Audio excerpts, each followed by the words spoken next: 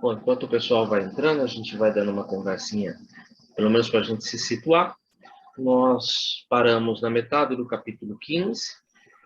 O capítulo 14 a gente tinha terminado.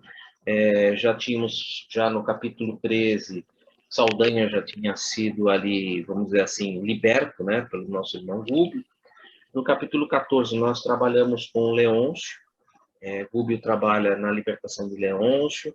Houve ali um envolvimento do nosso irmão Eloy, que tinha o irmão dele, que era enfermeiro e tinha a intenção, né, de assassinar uma criança, né, e a gente fez todo aquele trabalho. E na última live que a gente conversou, o capítulo 15, né, finalmente o socorro. Nós iniciamos ali o socorro, já com o auxílio tanto de Saldanha como de Leôncio, mas ainda, vamos dizer assim, não é de uma forma tão clara, ou seja, o ambiente ainda é dominado pelos outros espíritos. Então, eles estão trabalhando só os três.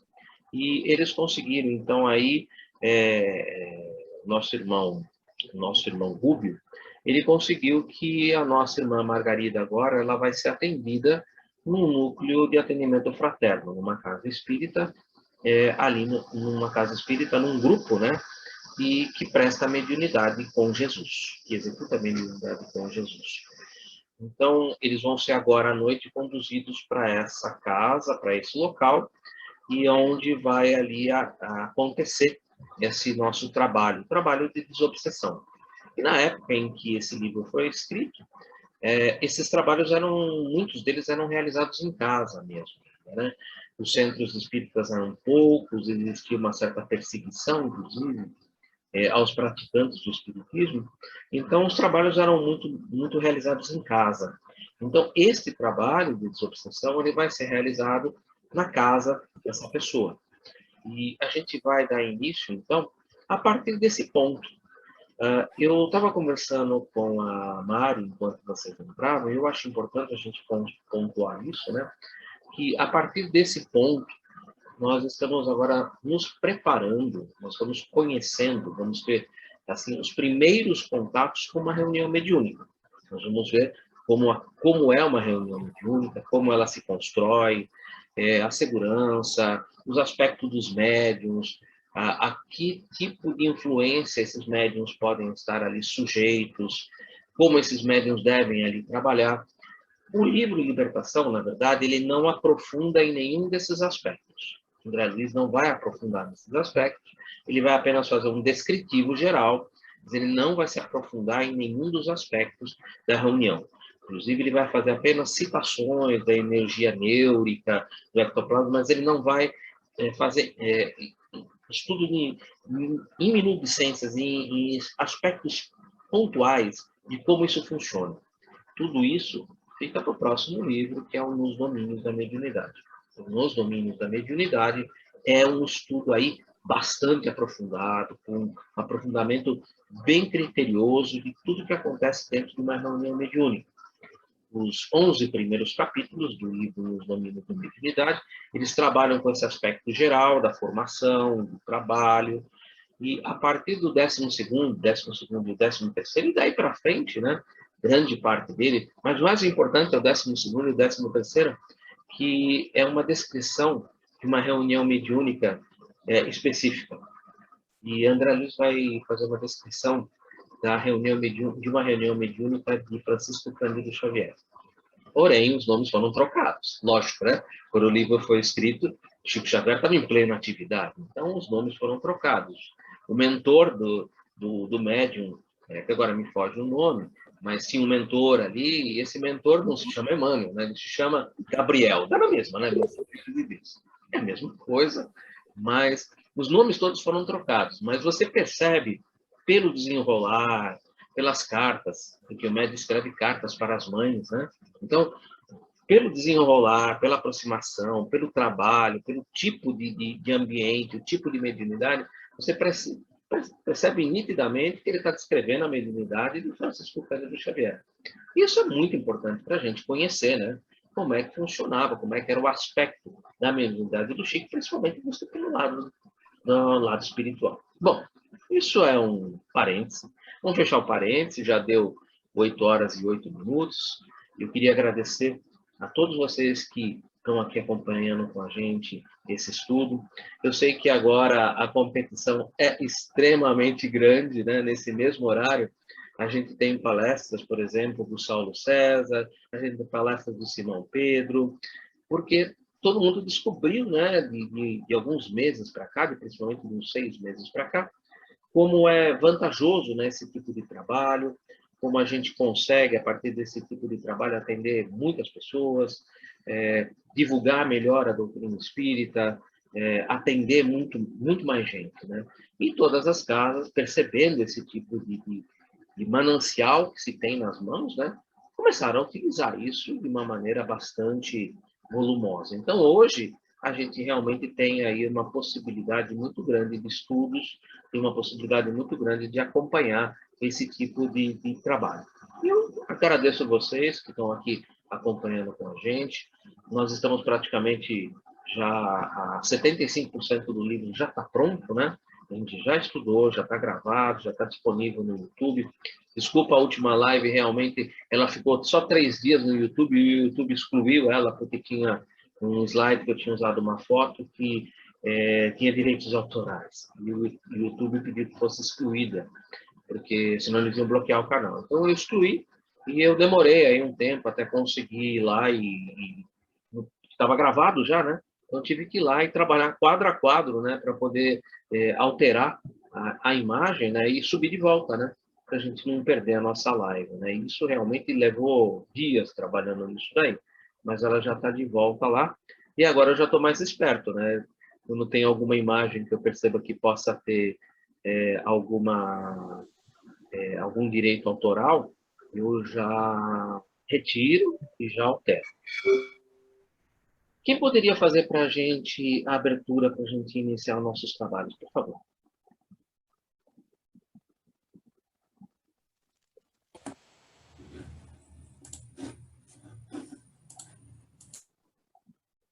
Eu estou sem som, o vídeo que ele vai ver.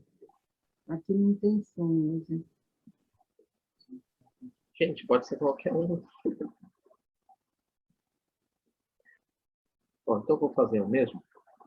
Vamos agradecer a Deus essa oportunidade de estarmos todos aqui reunidos na noite de hoje para dar continuidade aos estudos do livro Libertação, obra de Francisco Cândido Xavier, em que André Luiz procura nos esclarecer todos os aspectos da vida espiritual.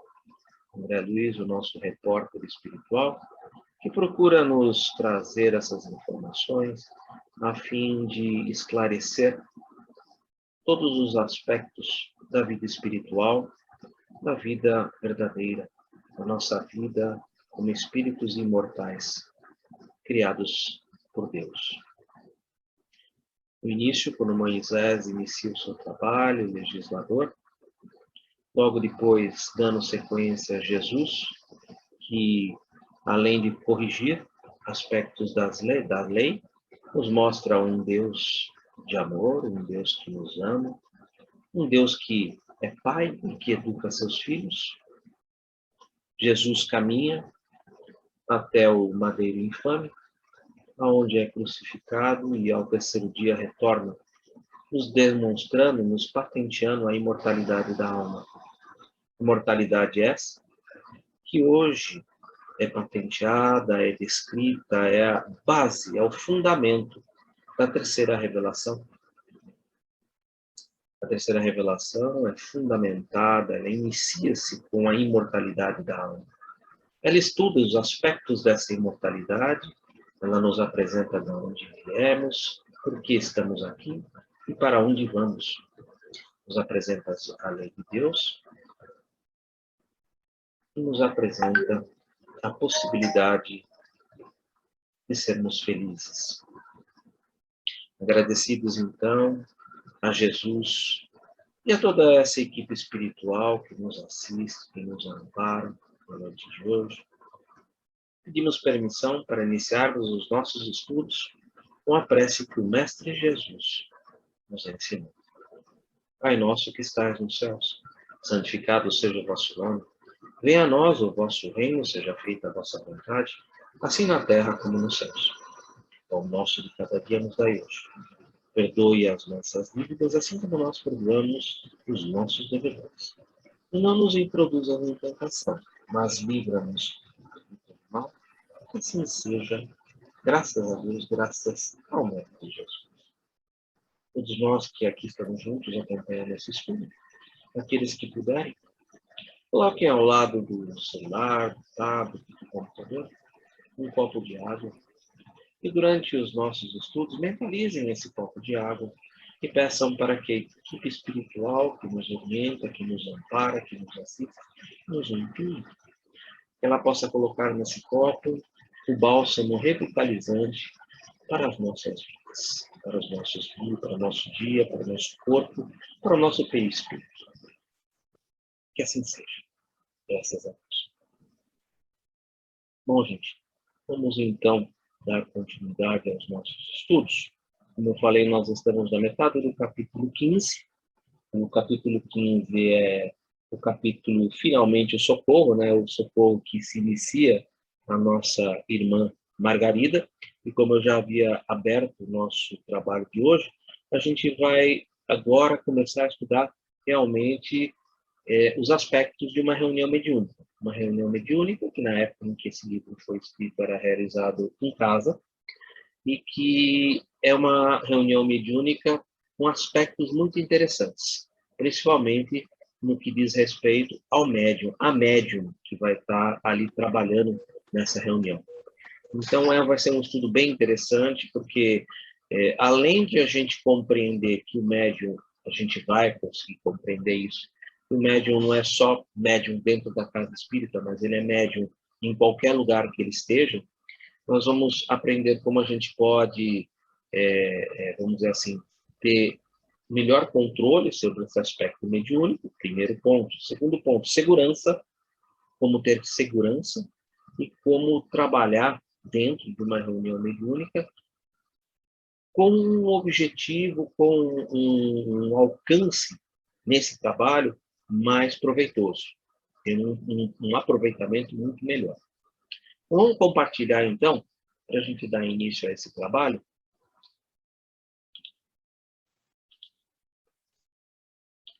Nós estamos a um slide antes de a gente começar os nossos trabalhos. E esse foi o penúltimo slide que a gente leu há 21 dias atrás, né? Sorriam satisfeitos quando Gubbio retornou ao aposento da enferma, notificando que o problema foi resolvido. Margarida e o esposo compareceriam logo mais à noite a uma reunião familiar de importante setor de socorro mediúnico naquela cidade. Bom, um pouquinho antes, né, Gubbio tinha saído, né, com o esposo da Margarida, procurando um local onde houvesse espiritismo, que ele chamou mediunidade com Cristo, mediunidade com Jesus. Um espiritismo que fosse ali realizado, o trabalho mediúnico aos moldes de Jesus. E eles saíram, e ele estava retornando, né, satisfeitos, porque haviam encontrado esse lugar e já havia sido marcado naquela noite mesmo, essa reunião familiar. E uma reunião familiar, como eu falei, né, porque no tempo em que esse livro foi escrito, esse tipo de reunião, esse tipo de trabalho de desobsessão era realizado dentro da casa das pessoas. Então, por isso, uma reunião familiar. Margarida e Gaspar, lógico, né, a gente lembra que Gaspar, ele estava ali meio que hipnotizado, né, que ele respondia apenas com monossílabos quando conversava com ele, e era como se ele tivesse dominado, e realmente ele estava mesmo, né? Ele está sobre um aspecto que a gente chama de obsessão por subjugação. Ele está praticamente como um ser hipnotizado. A gente até comentou, nas aulas anteriores, nas lives anteriores, em que o rosto de Gaspar, ali pelo projeto Imagem, ele foi descrito como se ele tivesse meio que já um focinho de um lobo, né? No fenômeno mesmo que a gente já estudou lá no capítulo 6 desse livro, que era o da licantropia, né? E que Gregório tinha muita familiaridade com esse processo hipnótico, tanto que ele, por uma indução magnética mental hipnótica, ele tinha transformado uma mulher numa loba. E isso tudo por um processo hipnótico mental, de direcionamento mental. E ali a gente percebe que Gaspar, nesse momento, ele tinha esse aspecto. A fisionomia dele já estava praticamente chegando nesse processo licantrópico, né? De um aspecto de um lobo, praticamente, né? E aquele olhar fixo, direto, né? Porque Gaspar, na verdade, a gente vai perceber daqui para frente, que ele é os olhos e os ouvidos do nosso irmão Gregório, ali junto à equipe dos 60 obsessores que estão trabalhando sobre a irmã Margarida. Ele, Gaspar, é os olhos e ouvidos de Gregório. Ou seja, tudo o que acontece naquele ambiente, o Gregório está sabendo pelos olhos e pelos ouvidos de Gaspar. É como se ele fosse ali apenas uma máquina de em um aspecto que esteja trabalhando de maneira maquinal, inclusive a forma como André Luiz descreveu esse trabalho, um trabalho maquinal, apenas de hipnotismo, né, hipnótico sobre Margarida, e ao mesmo tempo sendo os olhos e os ouvidos frente a tudo que acontece à sua volta. Todo aquele trabalho está sendo ali minuciosamente dirigido. Então, por Gregório, lá da zona das trevas, né, através do nosso irmão Gaspar. Margarida e Gaspar, o hipnotizador, que é o hipnotizador, receberiam recursos eficientes. Com ansiedade, aguardamos o anoitecer. Pouco antes das 20 horas, um automóvel recebia o casal, que se foi acompanhado por nós e pelo grande número de ovoides, ainda ligados à cabeça da enferma, sob o processo de imantação. Lembra que eles trouxeram esses ovoides, né, lá das trevas, e principalmente de outras regiões mais até abaixo, que são as regiões do abismo, e eles imantavam, eles colocavam esses ovoides minuciosamente bem instalados, né, a fim de sugar energias de Margarida, e extraindo energias de Margarida.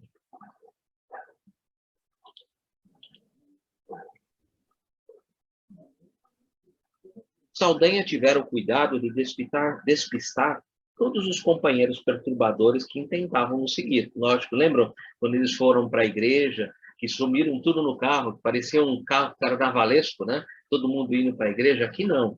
Aqui o Saldanha já... fica tranquilo, pessoal, a gente sabe o que nós estamos fazendo, está tudo coordenado, está tudo bonitinho. Tranquilizou-os, afirmando, aliás, com muita razão, que o assunto vinha sendo bem tratado. Não, fiquem tranquilos, está sendo bem tratado. E aí, aquilo que eu comentei com vocês, até fiz isso não está no livro, né? Lógico, né? Essa chamada, né? A reunião mediúnica. Porque a partir de agora, a gente vai começar a fazer os primeiros trabalhos para depois a gente poder avançar nos próximos livros, que seria o próximo livro, após esse, que seria nos domínios da mediunidade. Inclusive, este final desse livro é o preparatório mesmo para os domínios da mediunidade, é onde começa, né? Onde a primeira aparição de uma reunião mediúnica, o primeiro descritivo de uma reunião mediúnica vai aparecer. E depois isso vai ser estudado com profundidade lá nos domínios da mediunidade. Então, a reunião mediúnica. Alcançando o local, fomos admiravelmente recebidos. Silva, o dirigente encarnado, acolheu Gabriel e a esposa, Margarida, com evidentes demonstrações de carinho, enquanto Sidônio, o diretor espiritual dos trabalhos que se realizariam, estendeu-nos braços fraternais. Sidônio, ele é o mentor dessa equipe espiritual. Ele é o coordenador geral da equipe. Nós vamos ver que é uma equipe bem grande de trabalhadores do mundo espiritual que trabalham ali naquela casa, né? E Sidônio é o coordenador. Sidônio é como se fosse o mentor. Toda reunião tem um mentor, toda reunião espiritual tem um coordenador que toma conta, que dirige todo o trabalho e dirige todos os trabalhadores que ali estão com ele, trabalhando dentro daquela reunião. Sidônio é esta pessoa. Dentro da casa, 4 cavalheiros e 3 senhoras eram os componentes habituais daquele círculo e passaram a trocar ideias com os visitantes, reanimando-os e instruindo-os, até que o relógio indicasse o momento exato para os serviços da noite. A ideia do projeto Imagem aí demonstra assim bem como é a estrutura, né? Esses que vocês veem com essa roupagem mais azul são os trabalhadores do lado espiritual, enquanto esse senhor, por exemplo, é o senhor Silva, é aquele que está ali à volta da mesa, né? E que está ali se preparando para o trabalho que irá se realizar. A indagação de Gúbio, Sidônio esclareceu muito seguro. E aí ele vai agora nos trazer aspectos importantes de uma reunião mediúnica. Nosso agrupamento produz satisfatoriamente, ou seja, poderia produzir muito mais, mas produz satisfatoriamente. Entretanto, poderia levar a efeito mais ampla colheita de bênçãos, se a confiança no bem e o ideal de servir fossem mais dilatados em nossos colaboradores do plano físico. Ou seja, existe uma produção boa nesse grupo, mas ela poderia ser muito melhor, desde que os colaboradores, desde que os médiuns ali estivessem mais comprometidos com esse trabalho. Sabemos que a instrumentabilidade, que são os médiuns, é essencial em qualquer serviço. O braço é intérprete do pensamento. O operário é complemento do administrador. E o aprendiz é o veículo do mestre. E aqui ao lado tem uma passagem interessante, né? E lhes disse, a colheita é grande, mas os trabalhadores são poucos. Portanto, peçam ao Senhor da colheita que mande trabalhadores para a sua colheita. Lucas, capítulo 10, versículo 2. É interessante quando a gente pega essa passagem, né? Que parece que a gente, quando lê assim, direto assim, é como se Jesus estivesse reclamando, né? Que são poucos os trabalhadores. Não está reclamando, não.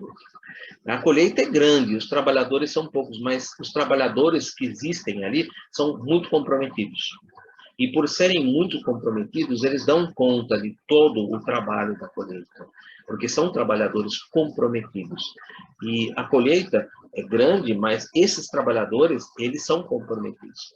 É só você pegar o que eu estou querendo dizer, para você tirar essa ideia, mais assim, ficar mais fácil de compreender, é só você pegar o próprio Francisco Cândido Xavier. Quantas pessoas ele atendeu, né? Como é que ele atendeu um número assim absurdo de pessoas? É o comprometimento, né?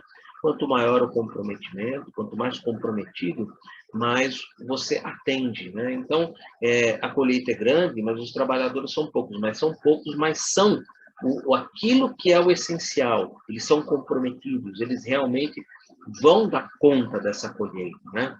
Peçam ao Senhor da colheita que mandem trabalhadores para a sua colheita. Então, que continuem vindo trabalhadores comprometidos, porque estes vão ajudar na colheita, porque todos nós, gente, estamos aqui colhendo aquilo que plantamos. Afinal de contas, nós estamos vivendo aquilo que nós construímos, né? A gente, no capítulo 5 do Evangelho segundo o Espiritismo, a gente aprende que existem causas anteriores, causas atuais e escolhas. As escolhas foram feitas lá na erraticidade, ou seja, nós estamos vivendo aquilo que escolhemos, estamos colhendo aquilo que na espiritualidade ali semeamos. Estamos vivendo de acordo com o nosso passado, num processo expiatório, e também de acordo com aquilo que fizemos na vida atual e que está dando resultado nesse momento. Ou seja, nós estamos sempre colhendo. A nossa colheita é sempre feita. E ela é feita sempre em momento oportuno. Sempre no momento que nós estamos preparados. Então, a colheita é grande, mas aqueles que estão colhendo, eles estão preparados, porque não se coloca fardos pesados sobre ombros frágeis. Jesus já tinha nos alertado sobre isso. Ou seja, tudo aquilo que nós estamos passando, nós temos condições de vencer, nós temos condições de aprender alguma coisa com aquilo. Sem companheiros encarnados que nos correspondam aos objetivos da ação santificante, como estabelecer a espiritualidade superior na crosta da Terra, né? ele está novamente falando exatamente sobre aquilo que eu comentei, por isso que eu coloquei aquela passagem do Evangelho de Lucas, né, da necessidade, né, dos médiuns de se comprometerem com o trabalho, de realmente procurarem conhecer, procurarem administrar os dons que eles mesmos solicitaram. Não se esqueça que nós é que solicitamos a mediunidade. A mediunidade, muitas vezes, nós solicitamos para que, a partir dela, nós possamos ajudar mais pessoas e, assim, de uma maneira geral, saldar as nossas dívidas do passado. Por isso que, a maioria das vezes, os médiuns são muito devedores do passado, que solicitam a mediunidade num aspecto de auxiliar mais pessoas, de fazer mais bem ao próximo e, assim, também saldar as suas dívidas com o seu passado delituoso, do seu passado enegrecido. E outros são médiuns que são aqueles que são, por exemplo, aqueles que vieram com missão, né? São os missionários, né? E aí, inclusive, eu usei uma própria foto do nosso irmão, né, Francisco Cândido Xavier, que era um médium missionário, né? Ele era um médium em missão, em missão. Mas há outros médiuns em missão, temos o próprio Divaldo Franco, temos muitos médiuns que são missionários, né? E não são muitos, mas os trabalhadores, estes já são suficientes, eles realmente movimentam muitas pessoas, eles abrem muitos caminhos, eles oferecem muitas possibilidades para que a gente possa compreender, entender e caminhar nesse sentido. Efetivamente, encontramos irmãos dispostos à ajuda fraternal, embora, preciso dizer, a maioria espere a mediunidade espetacular, a fim de cooperar conosco, né? Infelizmente, isso acontece bastante, né? A gente vê, às vezes, a pessoa está esperando ali que ela seja aquela mediunidade que ecoda, que chama atenção. E, na verdade, não é isso, né? A verdade é qualquer ponto que você esteja trabalhando dentro da casa, seja dando copinho com água, seja dando passe, seja na recepção, seja no salão ajudando ali a organizar as pessoas, seja dentro de uma sessão de desobsessão como um médium ali de equilíbrio, um médium de sustentação, em qualquer ponto que você tiver, que você esteja trabalhando, você está trabalhando na seara do Mestre Jesus, e você é importante em qualquer uma das atividades, até na atividade da recepção, ali dando bem-vindo, seja bem-vindo, um acolhimento na casa, no centro espírita, que é muito importante, né? Que é muito, muito realmente importante. 83 anos merece uma comemoração à altura. Viva com moderação. Não aceitam as necessidades do serviço que nos aconselham, que nos aconselham, e buscamos desenvolvimento substancial da autoiluminação, através dos estudos e serviços aos nossos semelhantes.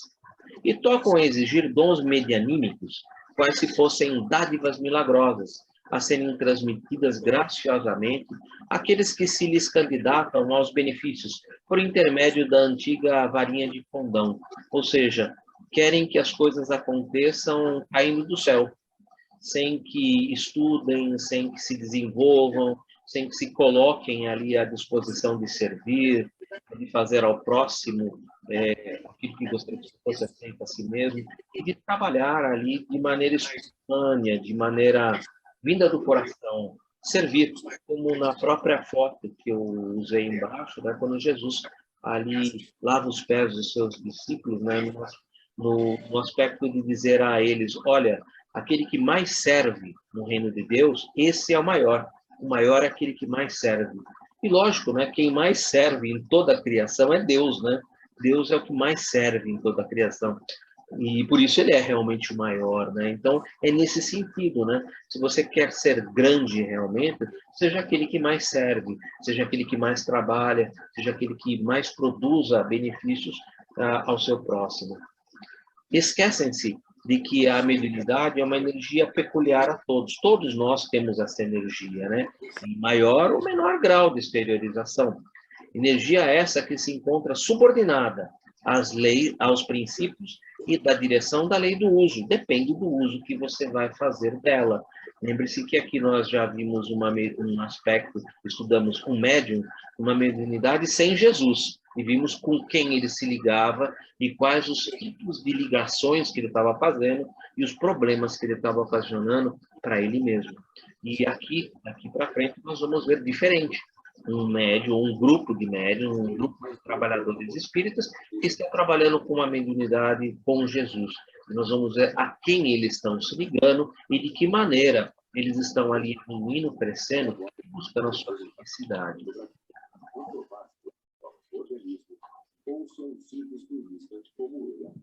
De um instante para outro, duvidam do nosso esforço, desconfiam de si mesmos, fecham os olhos ante a grandeza das leis que os cercam nos ângulos da natureza terrestre e as energias mentais, que deveriam centralizar em construção ativa e santificante, com vistas ao aprimoramento próprio, né? Esse é um grande problema, né, que a gente encontra principalmente nas aulas de educação mediúnica, né, do desenvolvimento mediúnico, a desconfiança de si mesmo. E vai ser um aspecto que vai ser bem abordado daqui para frente no estudo desse capítulo e do próximo, com referência ao médium, com referência a essa desconfiança que ele tem. E é o que eu sempre falo, né? No início, há sempre uma parcela anímica um pouco maior.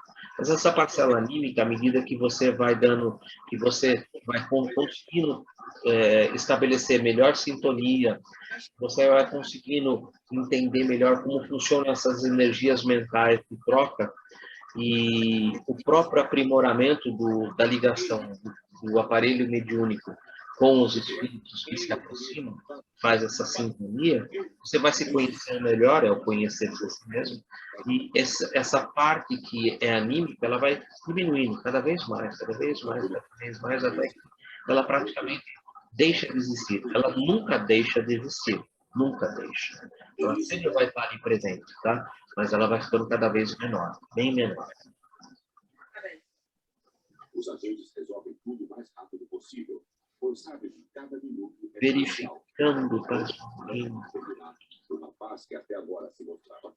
Verificando-se parada, aventurei-me a considerar. A referência abrange um grupo assim tão harmoniosamente constituído quanto este? Será acreditável que o conjunto organizado sobre propósitos tão sadios de abrigo fácil, desculpa. Vamos começar de novo. Verificando-se a espontaneidade parada, aventurei-me a considerar. E aí, considerando ele, André Luiz, com ele mesmo. A referência abrange um grupo assim tão harmoniosamente constituído quanto este? Será acreditável que o conjunto organizado sobre propósitos tão sadios dê abrigo fácil a forças deprimentes? Sidônio, respondendo. Sim. Reúnem-se agora sobre esse teto, amigo, e procuram-nos a companhia espiritualizante. Isto, porém, acontece por 6 horas nas 168 horas de cada semana. 6 horas nas 168 horas de cada semana. É interessante que eles se reúnem, pelo visto, pelo menos, pelo que dá a entender, em torno de 2 vezes por semana. Se são 6 horas, normalmente essas reuniões elas levam em torno de 2 horas e um pouquinho. Então, ou é 2 ou é 3 vezes por semana que eles fazem esse tipo de trabalho nessa casa. Então, é um grupo que tem uma certa constância, mas é aí que é interessante. O Edu? Oi. Tem um microfone aberto, porque você falando e está vindo um som, parece televisão, tudo junto, ruído. Se você puder fechar, eu te agradeço. Acho que é da Márcia, não é? Você vai ficar uns poucos anos, 3 anos, por exemplo. E com 20... Quantos anos tem? 20... Tentando ver se eu encontro.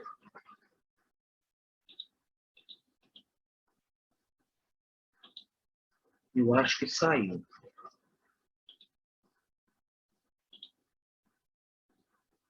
Pronto.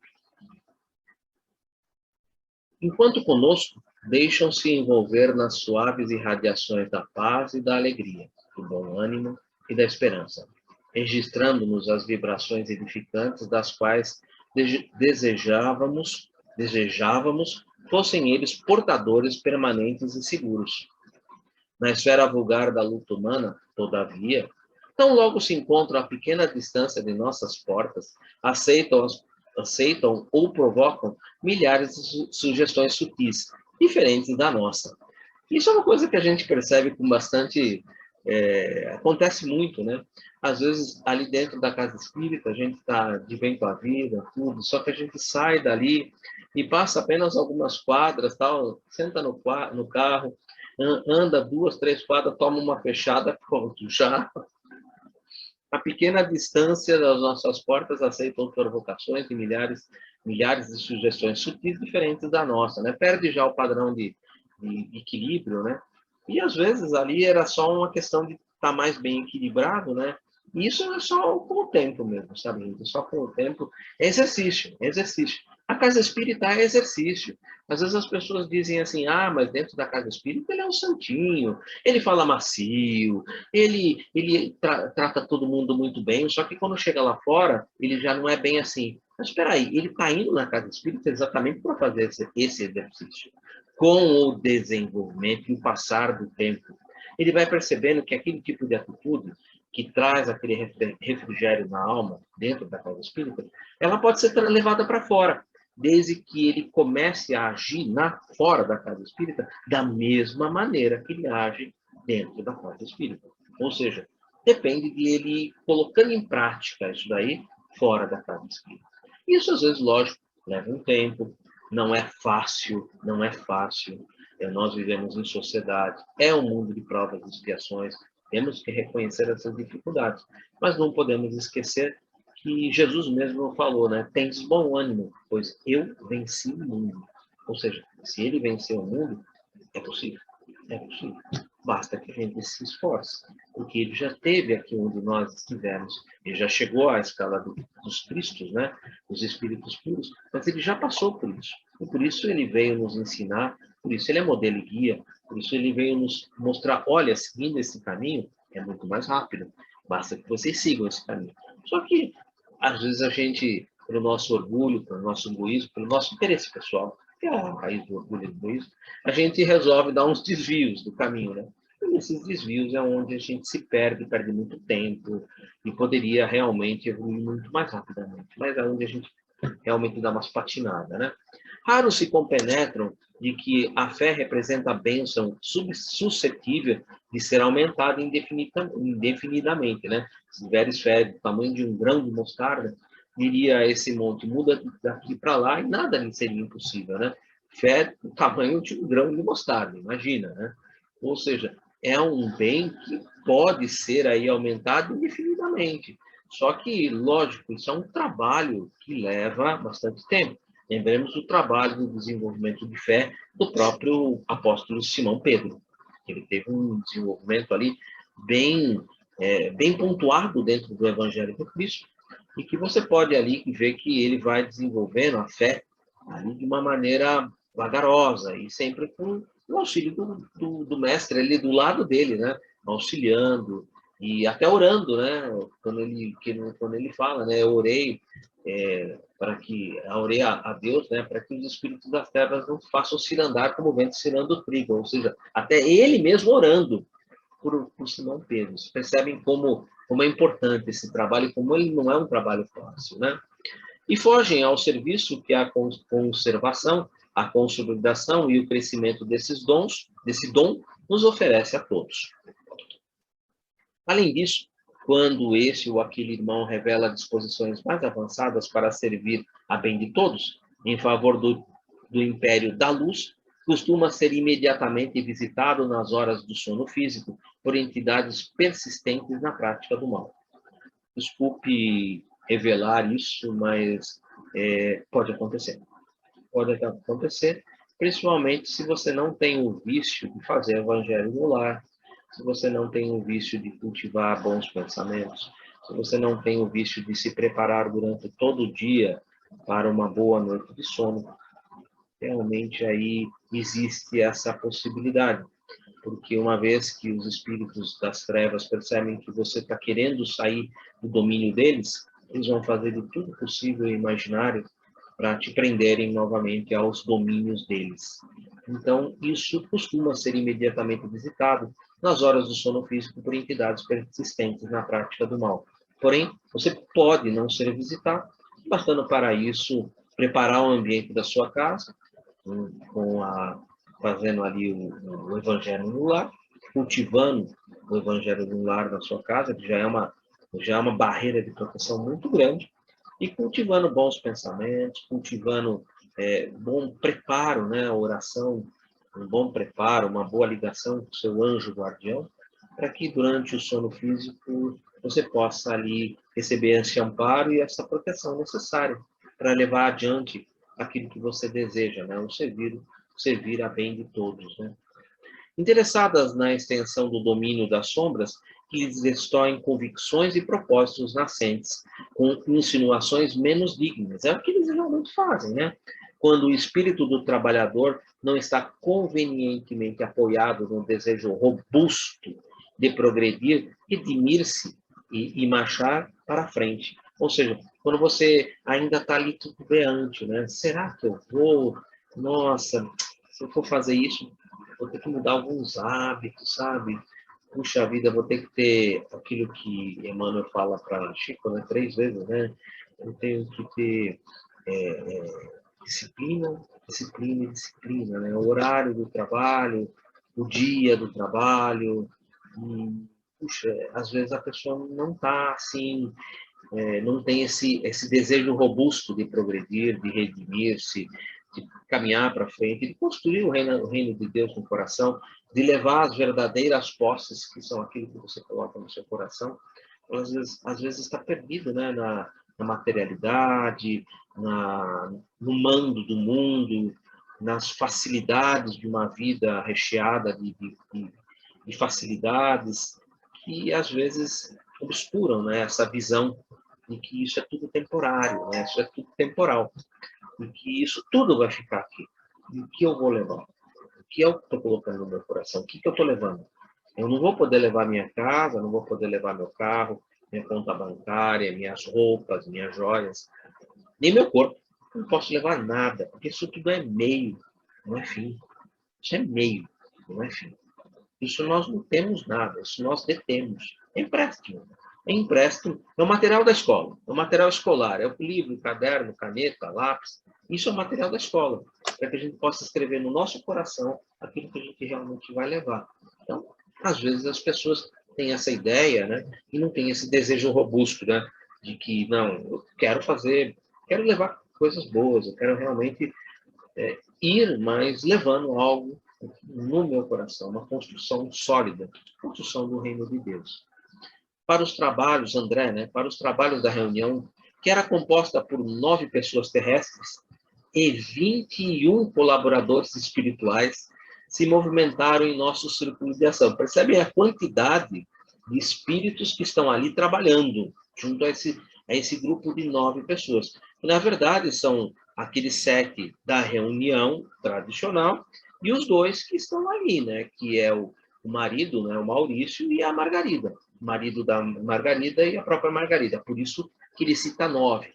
Um pouquinho, há 3 slides atrás, André Luiz falou, não, mas é um grupo de 7 trabalhadores. Sim, só que aqui eles estão em 9, porque está considerando esses 2 trabalhadores.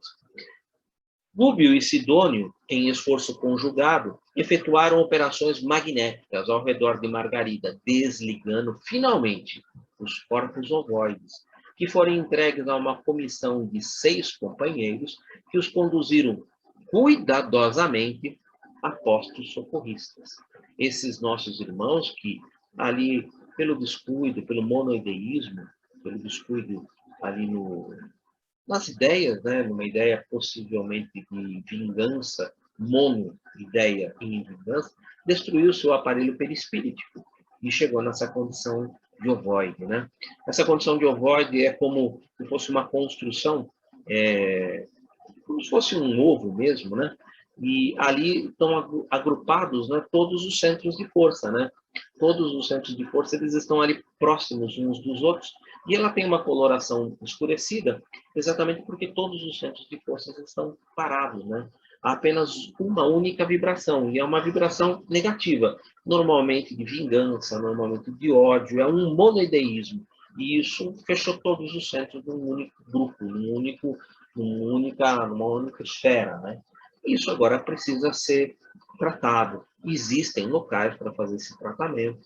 Esses irmãos que vão ser conduzidos cuidadosamente para esses postos socorristas, quando eles estiverem em condições um pouquinho melhores, eles vão ser trazidos novamente para reuniões como essa, reuniões de desobsessão, e vão fazer aproximações de médiuns que vão recebê-los para que eles possam ter aqueles primeiros contatos magnéticos e possam ir fazendo, restabelecendo, reconstruindo paulatinamente, pedaço por pedaço, o seu perispírito. Pelo menos aquela casca externa, né?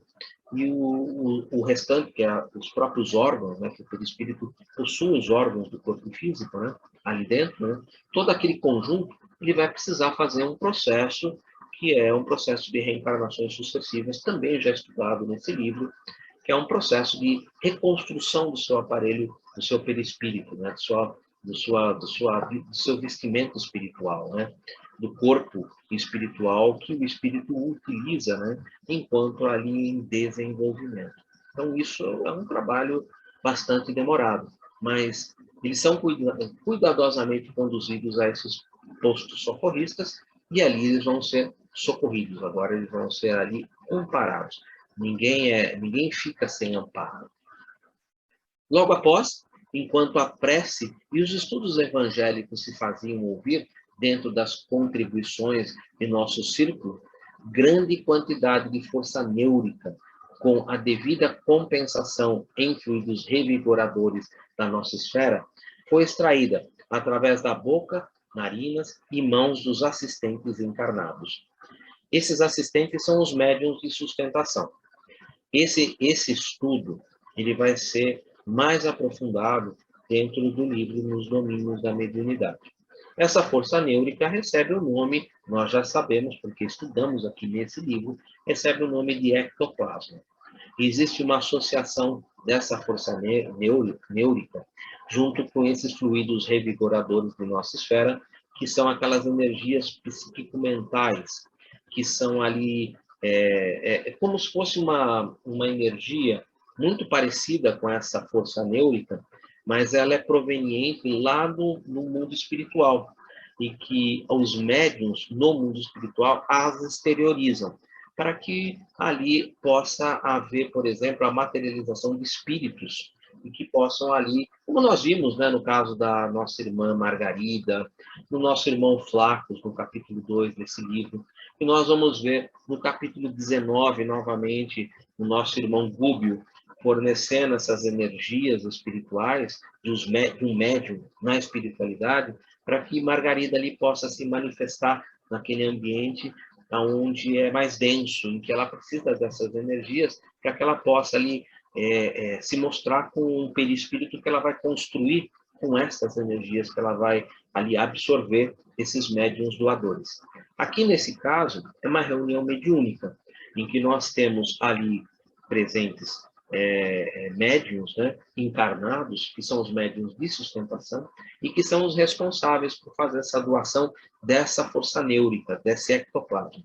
Essa energia é uma energia mais densa, é uma energia mais própria para esse tipo de trabalho, e ela tem efeito mais rápido quando trabalha sobre espíritos, principalmente esses espíritos que vão ser recebidos numa sessão de desobsessão, que são espíritos ainda muito arraigados a esse mundo material que nós vivemos. Eles têm ali o seu perispírito muito denso, e essas energias neuricas, elas facilitam os trabalhos de recuperação desse perispírito, facilitam a reconstrução desse perispírito com mais facilidade.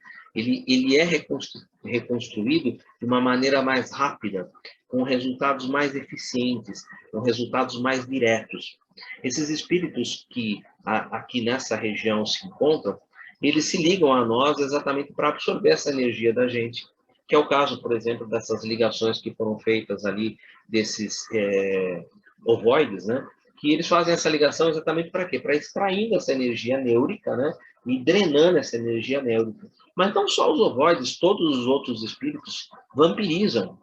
E a gente viu aspectos de vampirização, não só nesse livro que nós estamos estudando aqui, que é Nos Domínios da Mediunidade, mas também no anterior, que era o Obreiros da Vida Eterna, esse vampirismo espiritual desses espíritos que ainda estão nesse agrupamento, estão nessa sintonia mais direta conosco aqui, que são esses espíritos das trevas, que são esses espíritos que estão no umbral aqui mais próximo de nós e que vêm e nos vampirizam essa energia neurica, eles extraem essa energia. Só que aqui na reunião, essa energia está sendo ali retirada cuidadosamente e ela vai ser utilizada de maneira cuidadosa, dirigida na recuperação do perispírito daqueles irmãos que estão sendo recepcionados nessa reunião. Isso que eu estou dizendo para vocês, na verdade, ele é descrito com muito mais detalhes pelo nosso irmão Aulus no livro Nos Domínios da Mediunidade, principalmente nos primeiros capítulos. Ele vai fazer uma descrição muito precisa de como isso é utilizado, como isso, vamos dizer assim, como é feita essa união, né, dessas duas forças, dessa ectoplasma e dessa energia revigoradora da nossa esfera, da esfera espiritual.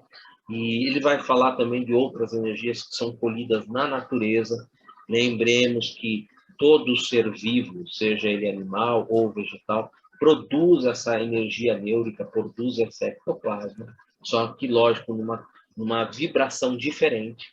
E eles fazem esse trabalho ali de junção dessas vibrações para os atendimentos e para os casos necessários, na proporção necessária, no uso necessário para aquilo que está sendo atendido naquele momento.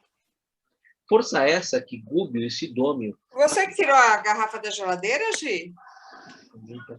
De água?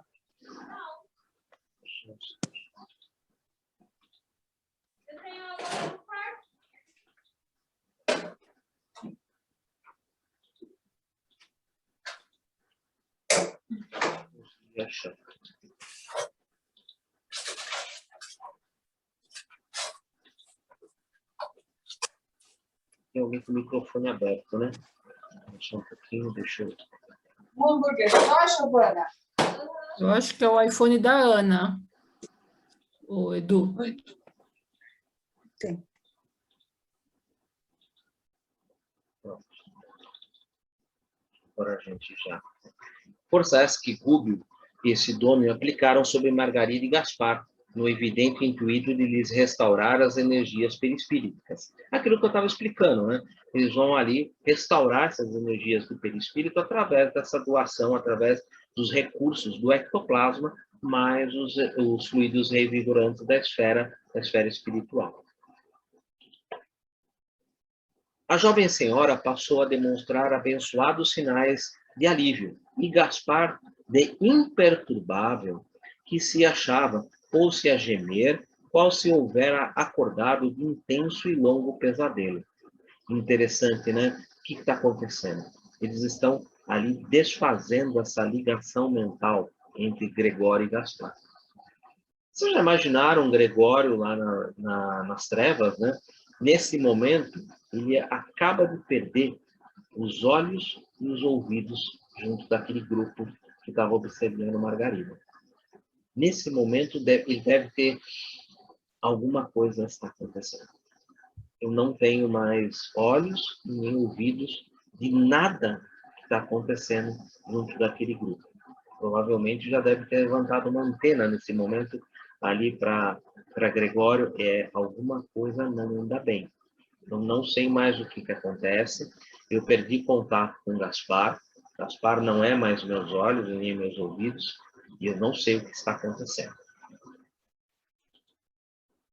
A essa altura, nosso orientador preparou Dona Isaura, a médium, senhora daquele santuário doméstico e médium do culto familiar, ajustando à faculdade de incorporação, por intermédio de passes magnéticos sobre a laringe e, em particular, sobre o sistema nervoso. Ele está fazendo ali o trabalho de sintonia Normalmente, isso também vai ser muito bem descrito, né, por Aulus, lá nos domínios da mediunidade.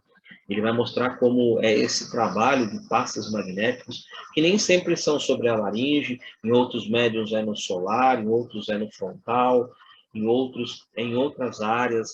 Depende do tipo de trabalho que aquele médium vai executar dentro da reunião mediúnica. Tá? Então, nesse caso, ele está fazendo, André Luiz, ele está fazendo um descritivo na nossa irmã aqui, que é a Dona Isaura Silva, que ela está recebendo, então, passes sobre o órgão fonador, né, a laringe, para que ela possa fazer a psicofonia, e, em particular, sobre o sistema nervoso, para que ela possa estabelecer uma ligação mental, né, com o espírito comunicante.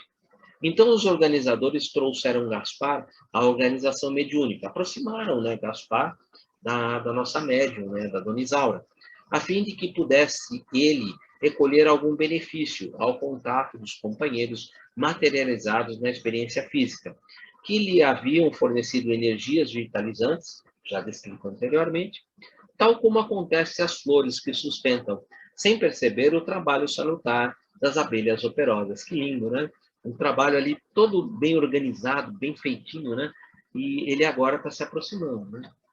Reparei que os sentidos do insensível perseguidor ganharam inesperada percepção. Visão, audição, tato e olfato foram nele subitamente acordados e intensificados por causa dessa energia neúrica, né, do ectoplasma, né? Parecia um sonâmbulo despertado. À medida que lhe causavam as forças, à medida que lhe casavam as forças às energias da médium, mais se acentuava o fenômeno de reavivamento sensorial, apossando-se provisoriamente dos recursos orgânicos de Dona Isaura, invisível processo de combinação psíquica, ou seja, todo mental. O hipnotizador gritou e chorou lamentosamente. Depende muito do médium, tá, gente? E isso também é um estudo que vai ser feito lá na frente, nos domínios da mediunidade. Nós temos médiuns conscientes, nós temos médiuns semiconscientes e temos médiuns inconscientes. Pelo que dá a entender, aqui, o nosso irmão André Luiz não aprofunda nisso, tá? Mas pelo que a gente entende, pelo que ele está descrevendo, trata-se de uma médium semiconsciente. Dona Isaura é uma médium semiconsciente. Ela adentra na sessão, ela começa a perceber essa interação, essa ligação mental, só que depois ela como se fosse esse apossamento provisório desses recursos orgânicos. Então, ela permite que o aparelho físico dela possa expressar com bastante vigor aquilo que o nosso irmão está passando. Então, ela grita, ela chora, ela lamenta, ou seja, é uma mediunidade ali que falta um pouco daquilo que hoje em dia a gente procura disciplinar numa sala de desenvolvimento mediúnico, ou melhor, que a gente fala, né, educação mediúnica. No tempo em que esse livro foi escrito, não existia essa preocupação com essa educação mediúnica. Tá? Eu mesmo, quando comecei a trabalhar na SEIC, é uma das sociedades que eu trabalho, eu comecei a trabalhar em 1992 na SEIC. Eu ainda era noivo da minha atual esposa, Fátima, né?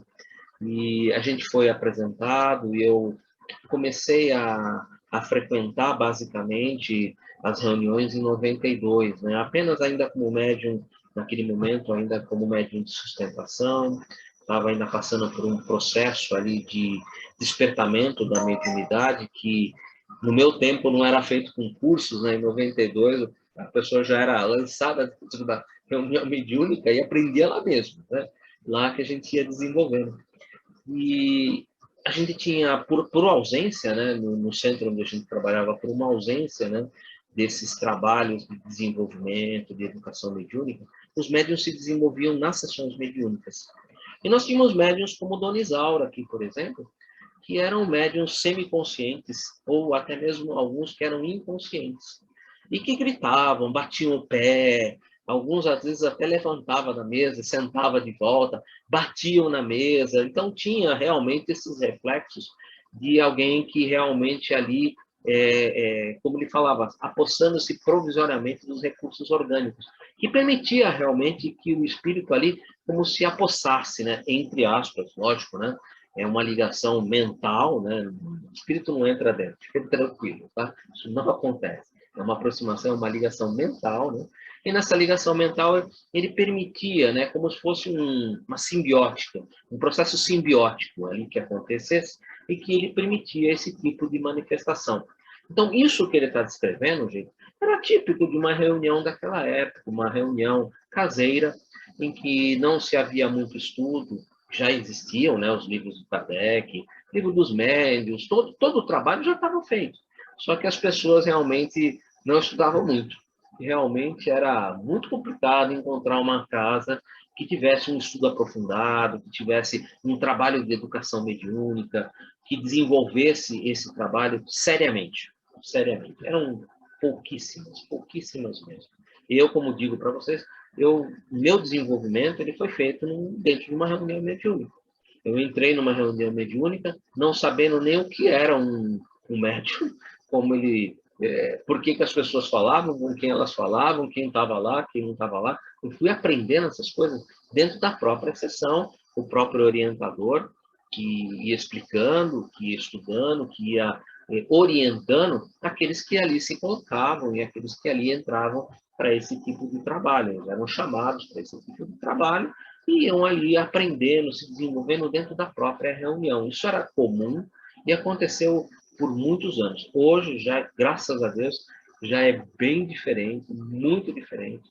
E hoje a gente não tem mais esse tipo de situação de gritar, de bater pé, de levantar, de usar palavras, às vezes, até de baixo calão, de inconvenientes para o local. Isso hoje em dia já, com o desenvolvimento, com a educação mediúnica, isso realmente já ficou bem mais restrito, não se ouve mais falar desse tipo de coisa. Agora, obviamente, os médiuns que são semiconscientes, eles ainda têm esse tipo de, vamos dizer assim, reflexos, né? Do tipo chorar, do tipo, às vezes, movimentar as mãos ou falar um pouco mais alto, mas tudo dentro de vamos dizer assim, de um padrão bastante aceitável, de uma manifestação realmente bastante aceitável e bem controlada para aquele tipo de trabalho.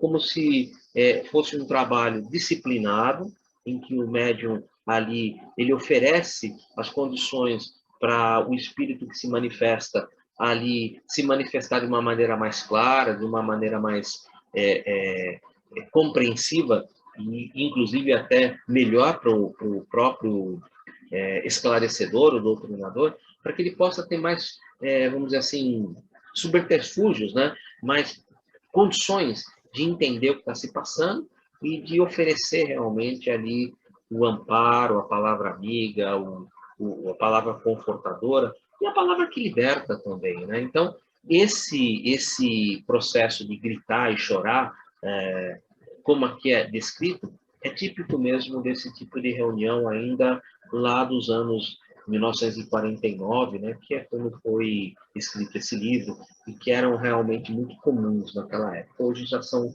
um pouco diferentes. Não que não existam, porque há muitos médiuns ainda semiconscientes, eu mesmo sou um médium semiconsciente, mas hoje já não bate o pé, já não levanta da mesa, já não grita, a gente já aprendeu, né, desenvolveu, né, porque isso é uma coisa que a gente desenvolve no próprio inconsciente. É mudança de hábito. É sempre mudança de hábito, né? É se conscientizar que se você não tem o hábito de bater o pé, mesmo que o espírito ali que está se aproximando e que você tem uma ligação mental muito forte com ele, deseje fazer isso, você não faz, porque não é teu hábito. Se você não tem o hábito de utilizar palavras de baixo calão, mesmo que ele utilize, você não usa. Mesmo que ele tenha o hábito, por exemplo, de gritar, Se você não tem esse hábito de gritar com as outras pessoas, você não vai gritar. Porque isso faz parte faz parte do teu inconsciente, faz parte dos teus hábitos. E aquele que se manifesta por você, os seus hábitos é que vão ser as balizas para que você possa estabelecer essa conversa. Então, o médium que é semiconsciente ou inconsciente, ele deve criar o quê? Bons hábitos. Tendo bons hábitos, as respostas que ele vai ter dentro de uma sessão mediúnica serão boas respostas. Não que ele não chore, não que ele tenha manifestações, às vezes, ali de tristeza ou de alegria, ou de uma risada em alguns momentos. Isso é natural, é algo bastante natural, mas está dentro dos limites daqueles hábitos naturais de uma pessoa que está em um diálogo fraterno e de esclarecimento. Gente, isso eu estou dando uma pincelada. Tudo isso é aprofundado no livro Nos Domínios da Mediunidade. Tudo que eu estou contando aqui não está no livro. Por quê? Porque vai ser estudado mais para frente. Eu estou apenas dando uma ideia, porque aqui André Luiz está só fazendo olha, eu estou fazendo um esboço do que está acontecendo na reunião. Isso vai ser estudado mais para frente. Por isso que algumas coisas eu situei, outras eu coloquei em azul, tipo apossando-se provisoriamente, quer dizer, é uma médium semiconsciente, gritou e chorou lamentosamente, ou seja, estou dando enfoque em alguns pontos que vão ser estudados mais adiante, não agora.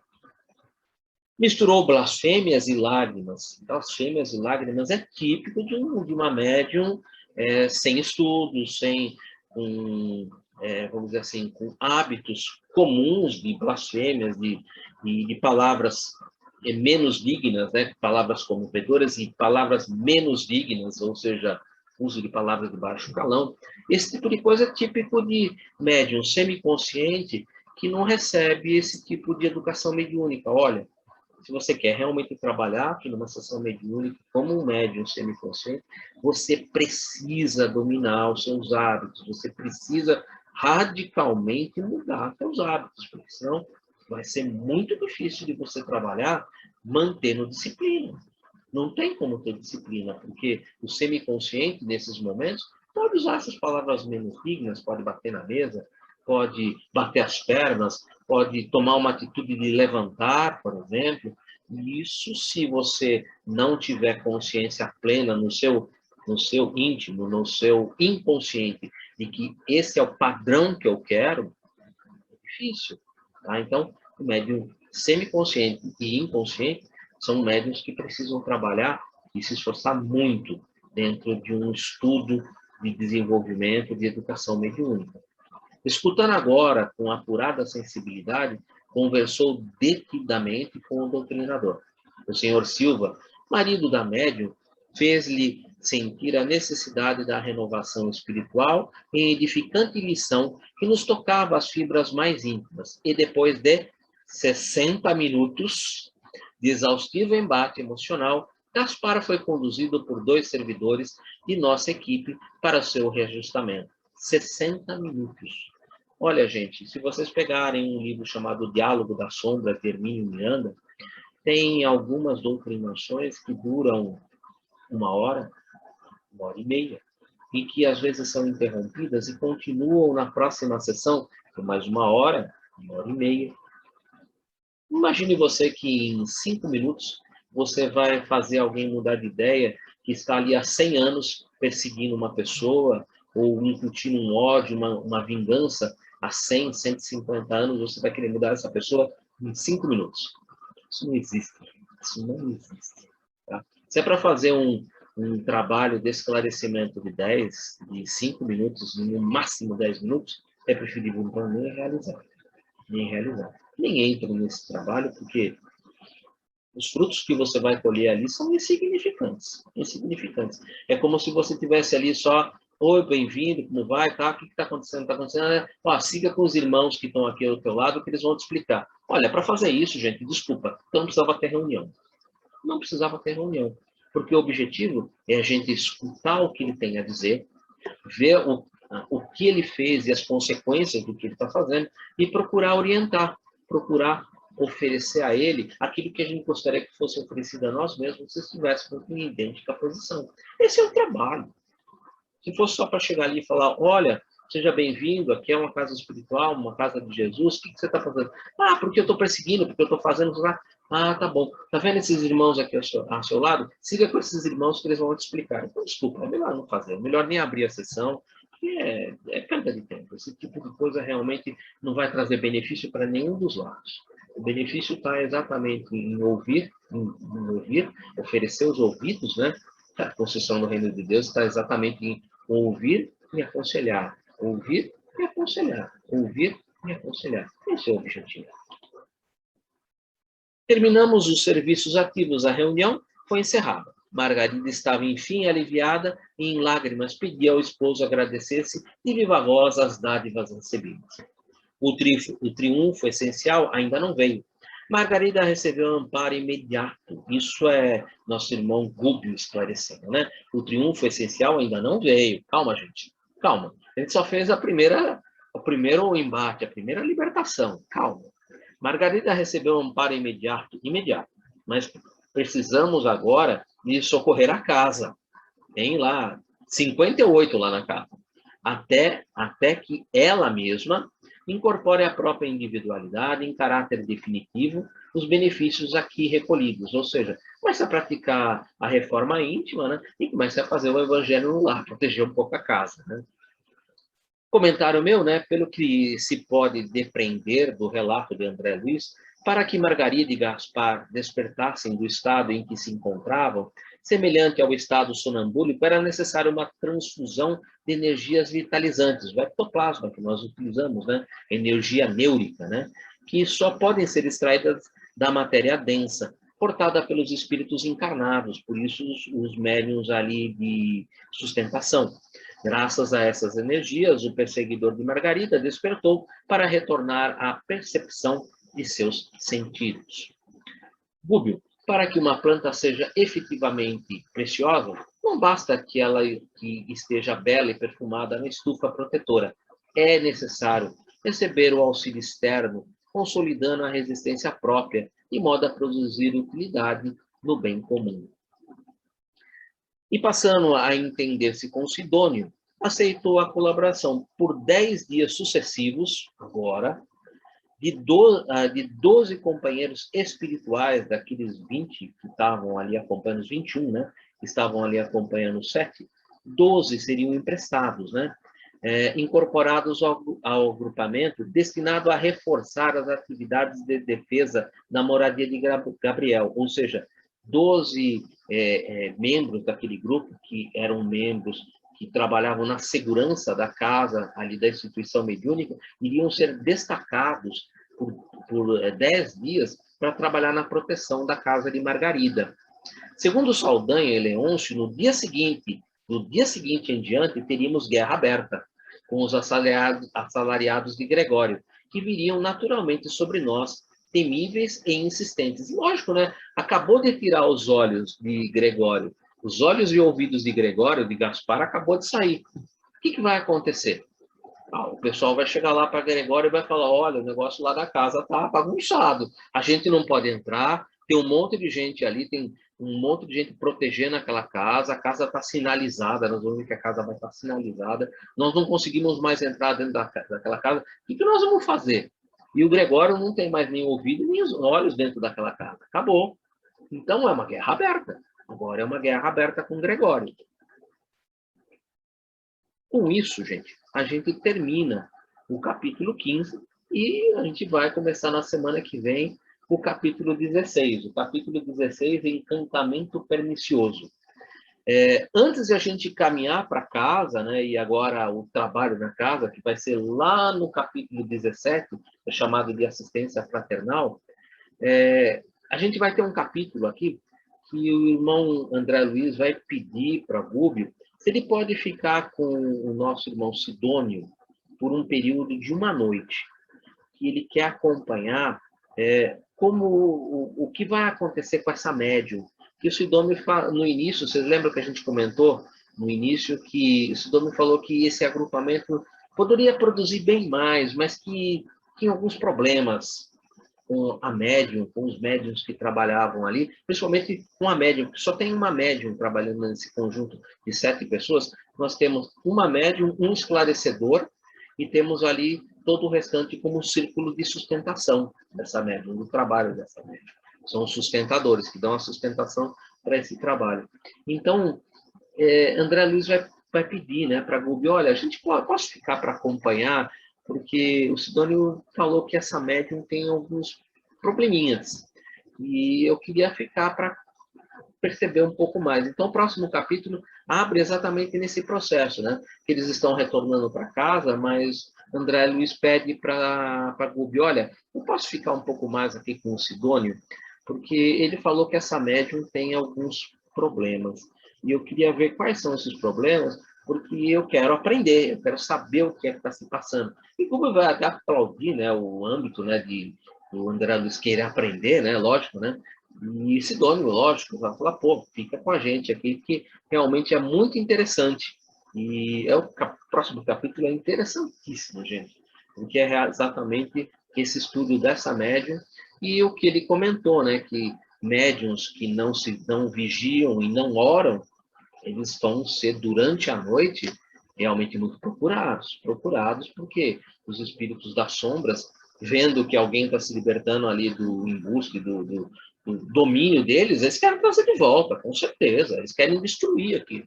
Então, eles vão atacar. E vai ser interessante a gente ver como funciona esse ataque, é muito, muito interessante. Bom, gente, hoje seria isso que eu teria para apresentar. E nós estamos realmente em cima do nosso horário, eu passei 4 minutos a mais, e eu queria abrir para vocês, queria ver se alguém pode trazer algo mais, o que vocês estão achando desse ponto que nós estamos caminhando, se ficou alguma dúvida, principalmente porque é a primeira vez que a gente está tocando num trabalho mediúnico. E eu falei bastante coisa sobre esse trabalho mediúnico, e eu tenho quase que certeza absoluta que muitos de vocês nunca entraram numa sessão mediúnica, não sabem como acontecem as coisas, como é o trabalho dentro de uma sessão mediúnica. Então, é um ponto agora de quem tem alguma dúvida, perguntar. Vamos perguntar no que eu puder responder. Eu trabalho dentro de sessões mediúnicas desde 1992, mas como médium mesmo, as primeiras manifestações em psicofonia mesmo demoraram praticamente entre 5 a 6 anos para que eu tivesse as primeiras manifestações que eu sentisse assim segurança em oferecer o aparelho, em oferecer as condições para uma comunicação mediúnica. Eu sempre tive essa sensação de escutar e estabelecer diálogos, às vezes, até mentalmente, com espíritos que eu não os vejo, mas eu tenho certeza absoluta que estão aqui ao lado, porque é um diálogo, se estabelece um diálogo, e esse diálogo, às vezes, não só é eu e mas às vezes tem mais, e é um diálogo ali muito claro, né, nesse meio. E eu sempre tive essa percepção, mas até o momento em que eu pudesse estabelecer uma sintonia e que pudesse realmente funcionar perfeitamente bem como um médium de psicofonia, demorou quase em torno de entre 5 a 6 anos. Ou seja, seria basicamente o tempo que vocês demoram para fazer o ESD 1, o 2, o complementar, o mediúnico 1 e o mediúnico 2. Só que eu fiz dentro de uma sala de trabalho natural, desobsessão, em que eu tive ali a felicidade também, a oportunidade de conhecer médiuns inconscientes, médiuns que eram plenamente mal educados, né? Não tinham uma educação mediúnica, né? De manifestações assim, as mais assim assustadoras às vezes, né? De chegar e dar um tapão no meio da mesa, né? Todo mundo, sabe? Existem coisas assim que eram bem complicadas, né? Tinha um médium, por exemplo, que às vezes muitos daqui devem conhecer dali da Seika, o seu Olivério. O seu Olivério era um médium que trabalhava com a gente em 92, 93, e ele não tinha uma educação mediúnica como ele tem agora, mais atualmente. Ele normalmente, quando recebia algum espírito mais trevoso, que ele era mais jovem, agora mais com mais idade, ele não trabalha mais desse tipo de situação. Mas quando ele recebia, ele batia os 2 pés no chão, todo mundo dava um pulo, né? Então era comum, porque ele é um médium semiconsciente, né? E não tinha, no tempo dele, nossa senhora, né? O seu Oliveira tem mais de 80 anos, né? Ele não fez um curso, né? Ele não tinha um curso de educação mediúnica. Ele não fez. O desenvolvimento mediúnico dele foi como o meu, feito diretamente dentro de uma sessão de trabalho, uma sessão em que você era convidado a participar, e muitos, quando terminavam uma sessão, falavam, Deus me livre, eu não fico, né? E iam embora, né? Então, realmente, era bem diferente de hoje em dia, muito, muito diferente. Gente, sintam-se à vontade. Vamos fazer perguntas, vamos conversar um pouco. Edu, eu tenho 2 dúvidas.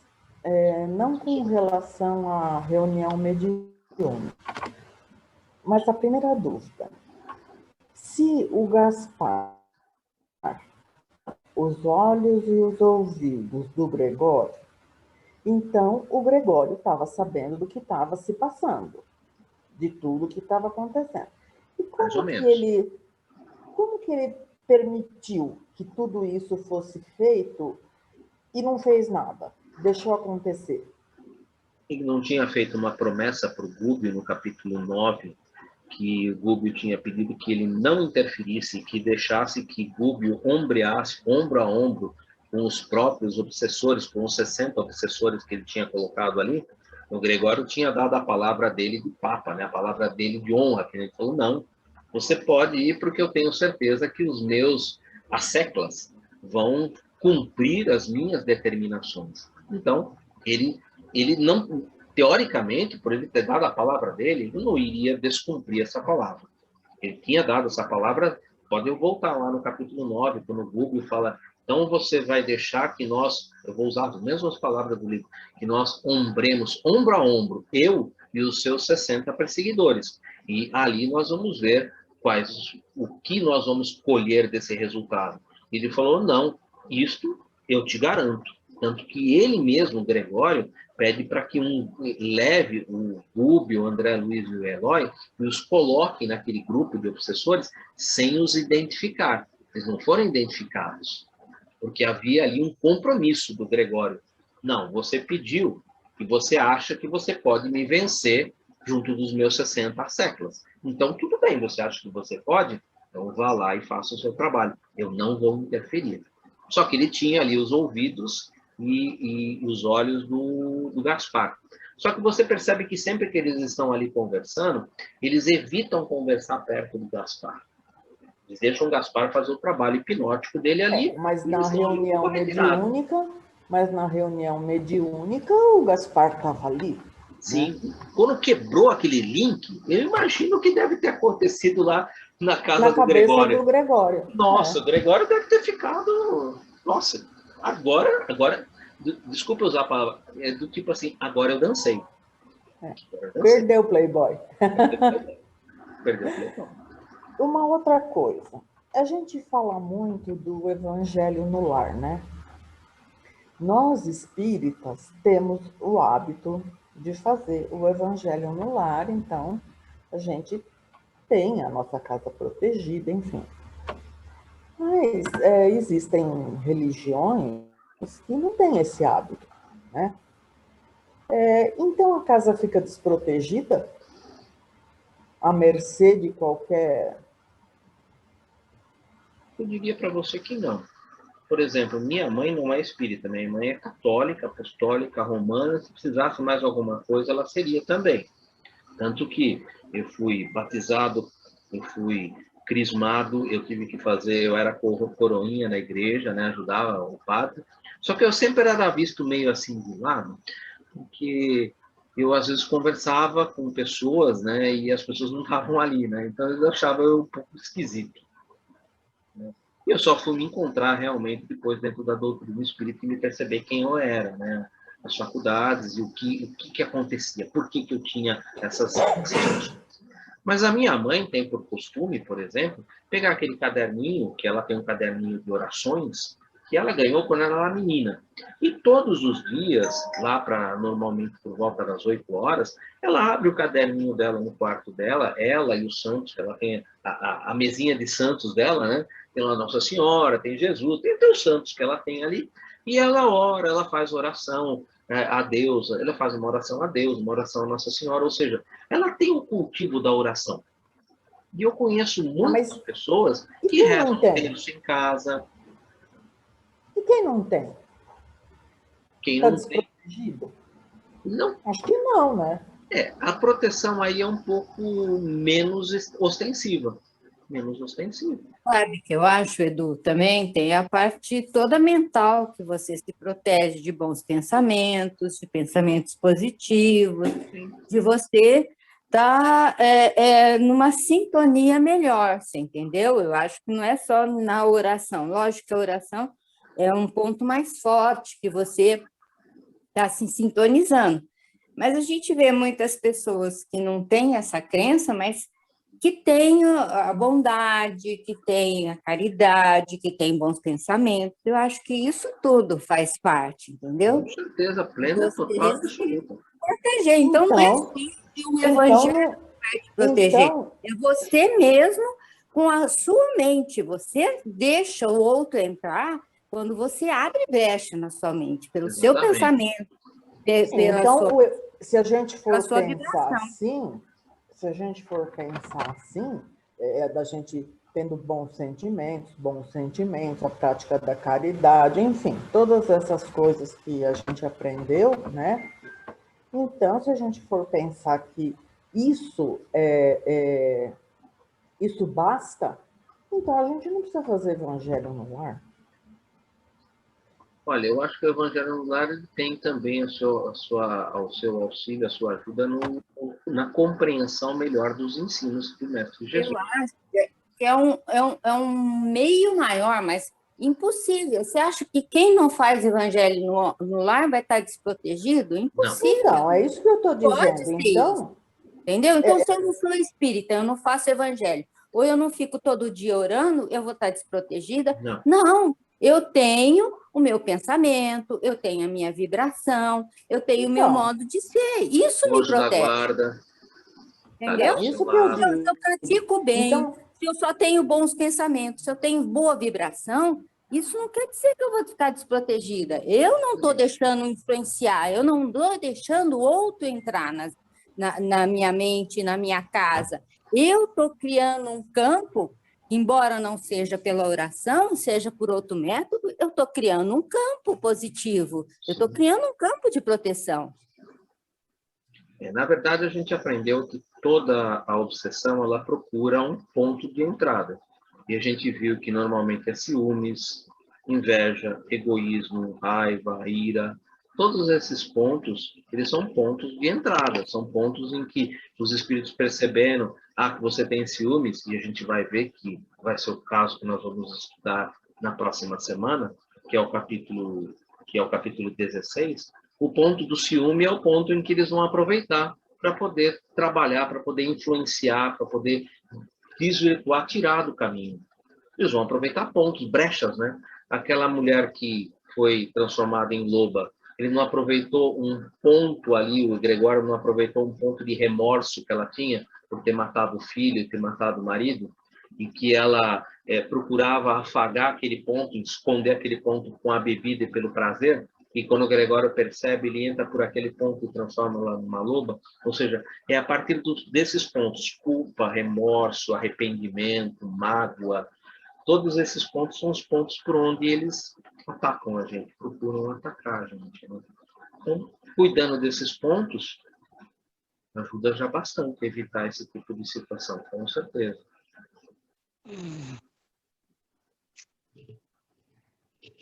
Eu gostaria de complementar ainda um pouco mais essa explanação da Jane, a sua, né, sobre a questão do Evangelho no lar. Do meu ponto de vista, eu vejo que o Evangelho no lar é algo assim muito da doutrina espírita, né, dos praticantes, frequentadores de uma casa espírita. no sentido de que, quando fala Evangelho no Lar, o intuito é de que várias pessoas da casa, né, que habitam a casa, que habitam aquele lar, participem. Então, é uma oração que, naquele momento, além de um estudo do Evangelho, porque a gente faz uma leitura, às vezes um breve comentário, muitos usam uma leitura de um livro auxiliar para esclarecer também um pouquinho mais, né? Então, eu acho que é uma coisa que é uma forma de orar, de pedir proteção, mentalizando, né? Mentalizando Jesus, mentalizando Nossa Senhora, né? Espíritos muito elevados, que pedindo a nossa proteção, né? E a harmonia daquele lar, né? Pedindo pela saúde. Então, onde é o momento em que se agrega várias pessoas junto com esse intuito, né? Nem sempre, às vezes, isso é possível, porque dentro de um lar, às vezes nem todos são praticantes da doutrina e estão favoráveis a fazer, mas é aquilo que a própria doutrina, que a nossa doutrina explica, né? Começa, mesmo que seja uma só pessoa a fazer essa prática do Evangelho. E, de repente, a coisa vai se harmonizando de tal forma que outras pessoas também daquele lar, às vezes, até por curiosidade, começam a participar, né?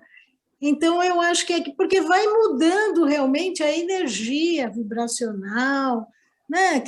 daquela casa, daquele ambiente.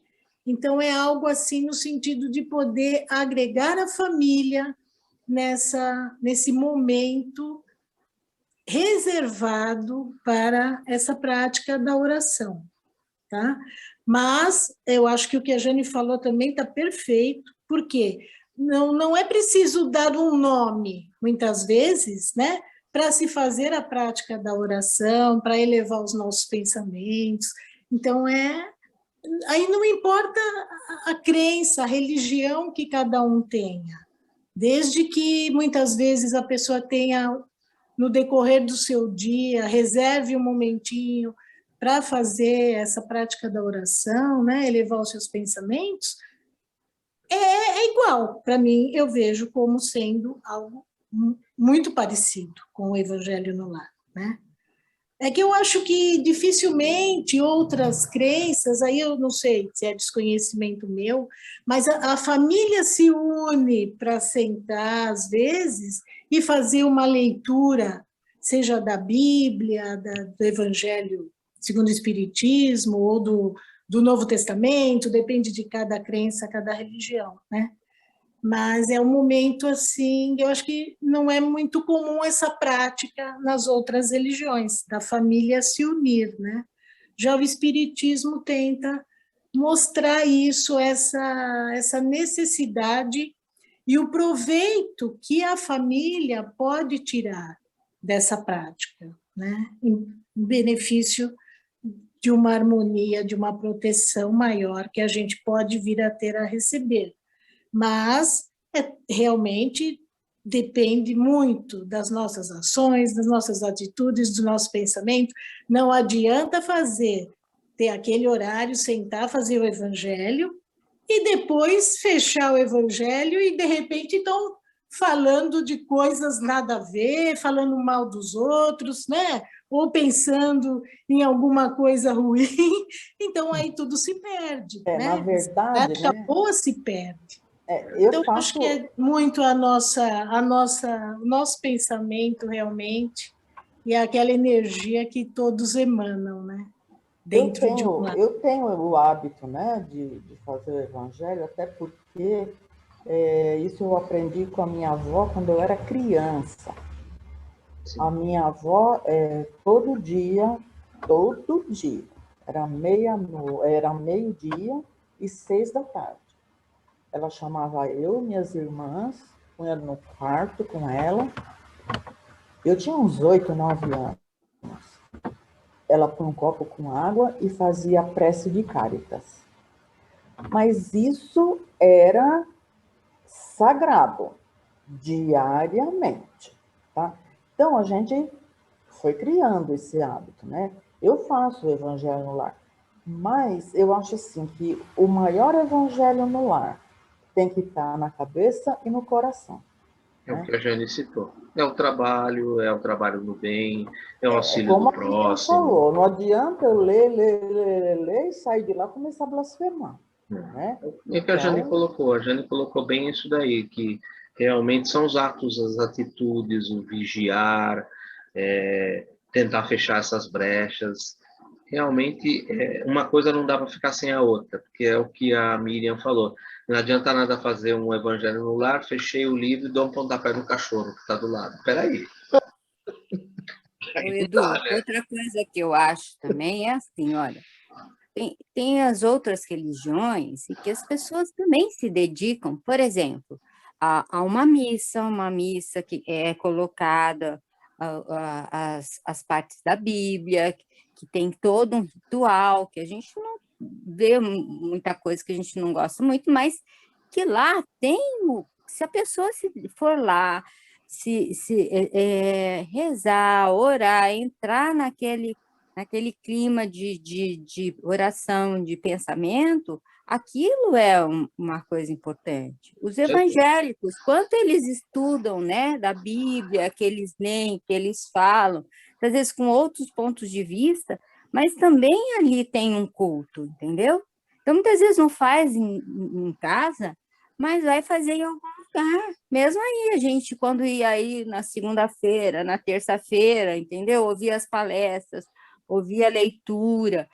Eu acho que tudo isso faz parte, né? Comprometimento. Então, não é só assim, olha, é só a nossa religião, é só o que a gente fala, é só o que a gente faz. Não, todos têm oportunidades, senão seria muito injusto. O que as outras religiões fazem também são corretos, também levam a uma evolução, entendeu? Todas elas pregam a caridade, todas elas pregam o amor, todas elas pregam o bem fazer, né? Então, eu acho que é isso. Toda religião que conduz a Deus é uma boa religião.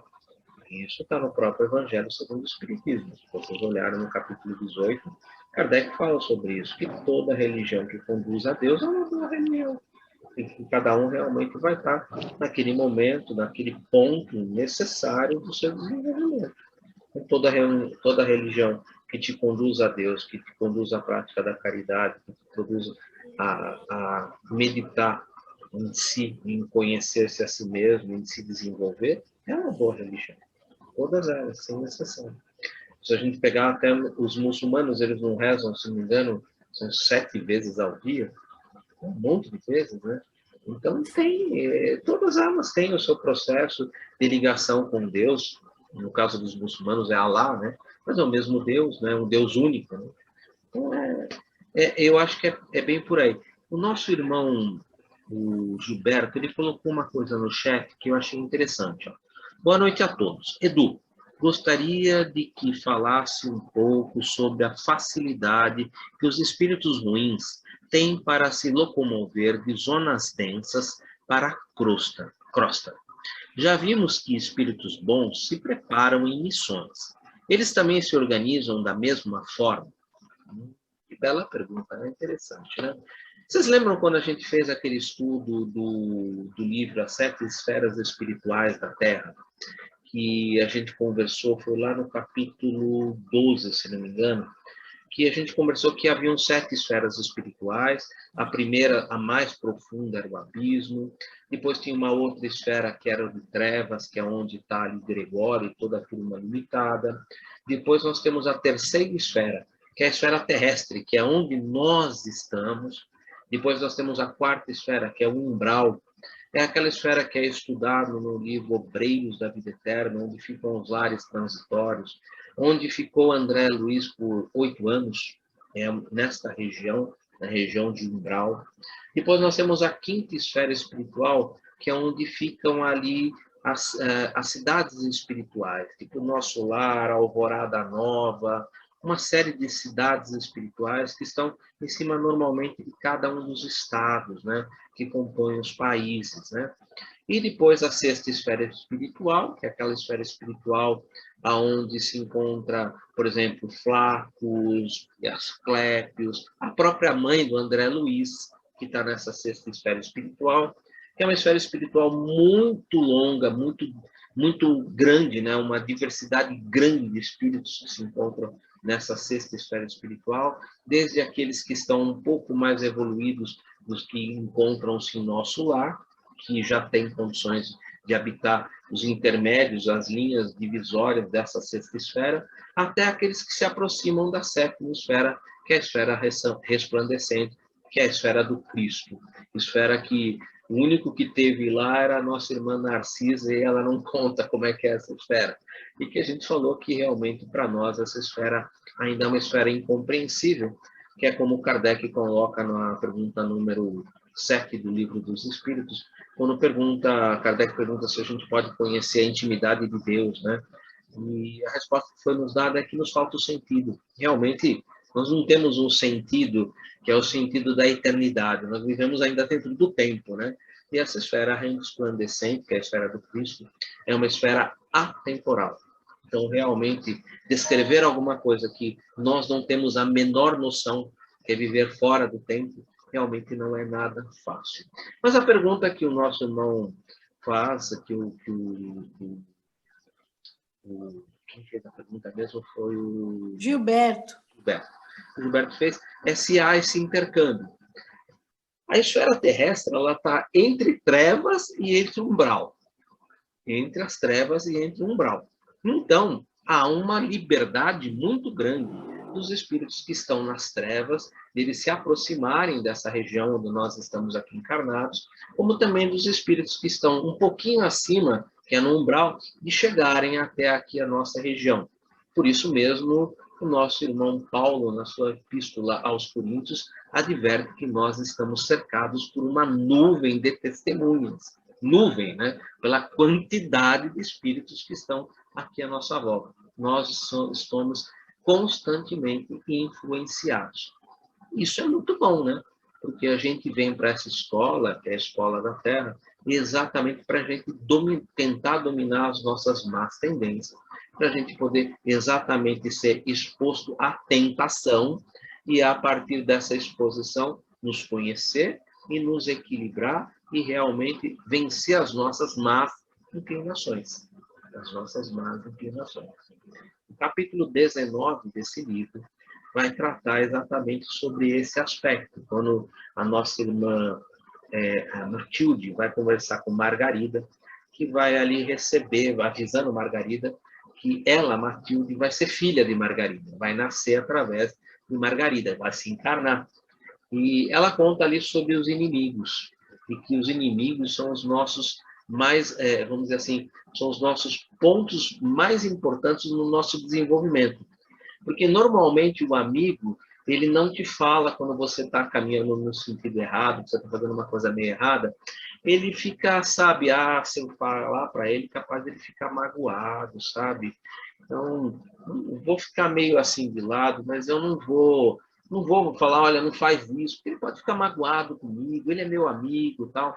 E o inimigo, quando vê que você está pisando, fazendo alguma coisa, ele te taca na cara, sem dó nem piedade, ele te aponta o dedão na cara e fala, tá vendo? Você está fazendo essa coisa, sabe? Então, o inimigo é bem interessante para isso, porque ele mostra para você, ele te aponta o dedo e cutuca a ferida, né? Então, ele é interessante nesse aspecto. A gente vai estudar isso daí com um pouco mais de profundidade, na linguagem, inclusive, da própria irmã Matilde, falando sobre esse aspecto do amigo e do inimigo. E é bem por aí, sabe? Aqui há esse intercâmbio, como o Gilberto pergunta, há realmente essa zona de transição. Nós temos espíritos das trevas, os 60 ali que foram coordenados por Gregório, e que estão aqui trabalhando num processo obsessivo na terceira esfera, que é a esfera terrestre. E nós temos espíritos que estão no umbral e que nós pensamos nele, e quando a gente pensa nele, eles vêm e ficam aqui ligados a nós, fazem essas ligações mentais. Muitas vezes, nós nos obsediamos e outras vezes eles nos obsediam. Lembre-se que a obsessão é uma mão dupla.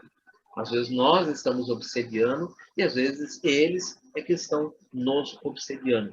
É interessante em reuniões mediúnicas também, lá no livro dos domínios da mediunidade, quando nós fomos estudar, e lá André Luiz vai fazer um estudo muito preciso sobre isso, que muitos aspectos de obsessão que são tratados dentro de uma reunião mediúnica, daqueles que vão numa casa espírita pedir socorro, pedir auxílio, a obsessão não é do desencarnado para o encarnado, é do encarnado para o desencarnado.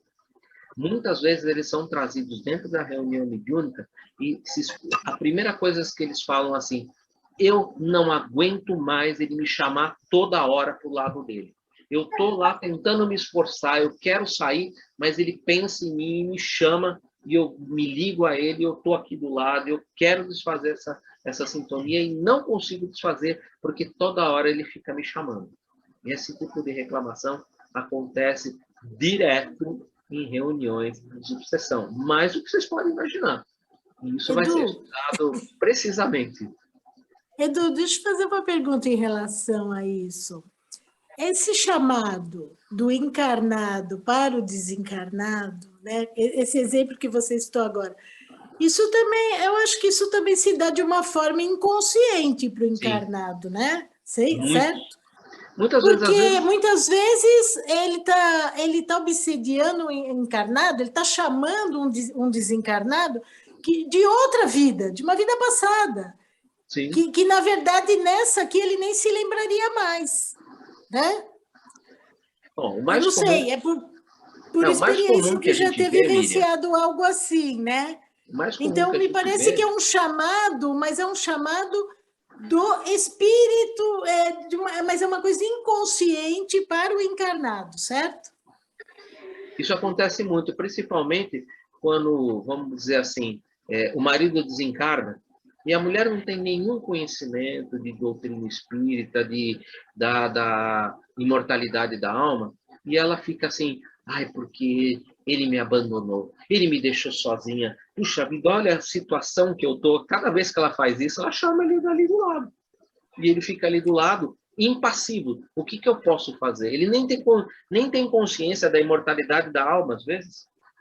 E esse processo acontece direto dentro de reunião mediúnica, da pessoa que chega ali desesperada, em profunda melancolia, porque algum parente, ou o pai, ou a mãe, ou o marido, ou a esposa, ou um filho desencarnou, e ela está em profunda melancolia. E ali, quando você recebe o espírito que desencarnou na reunião mediúnica, ele fala assim, eu quero seguir meu caminho, mas a minha mãe, ou meu irmão, ou meu pai, ficam toda hora me chamando, eu sinto tantas saudades de você, eu queria tanto você aqui do meu lado, e ele está ali do lado, entendeu?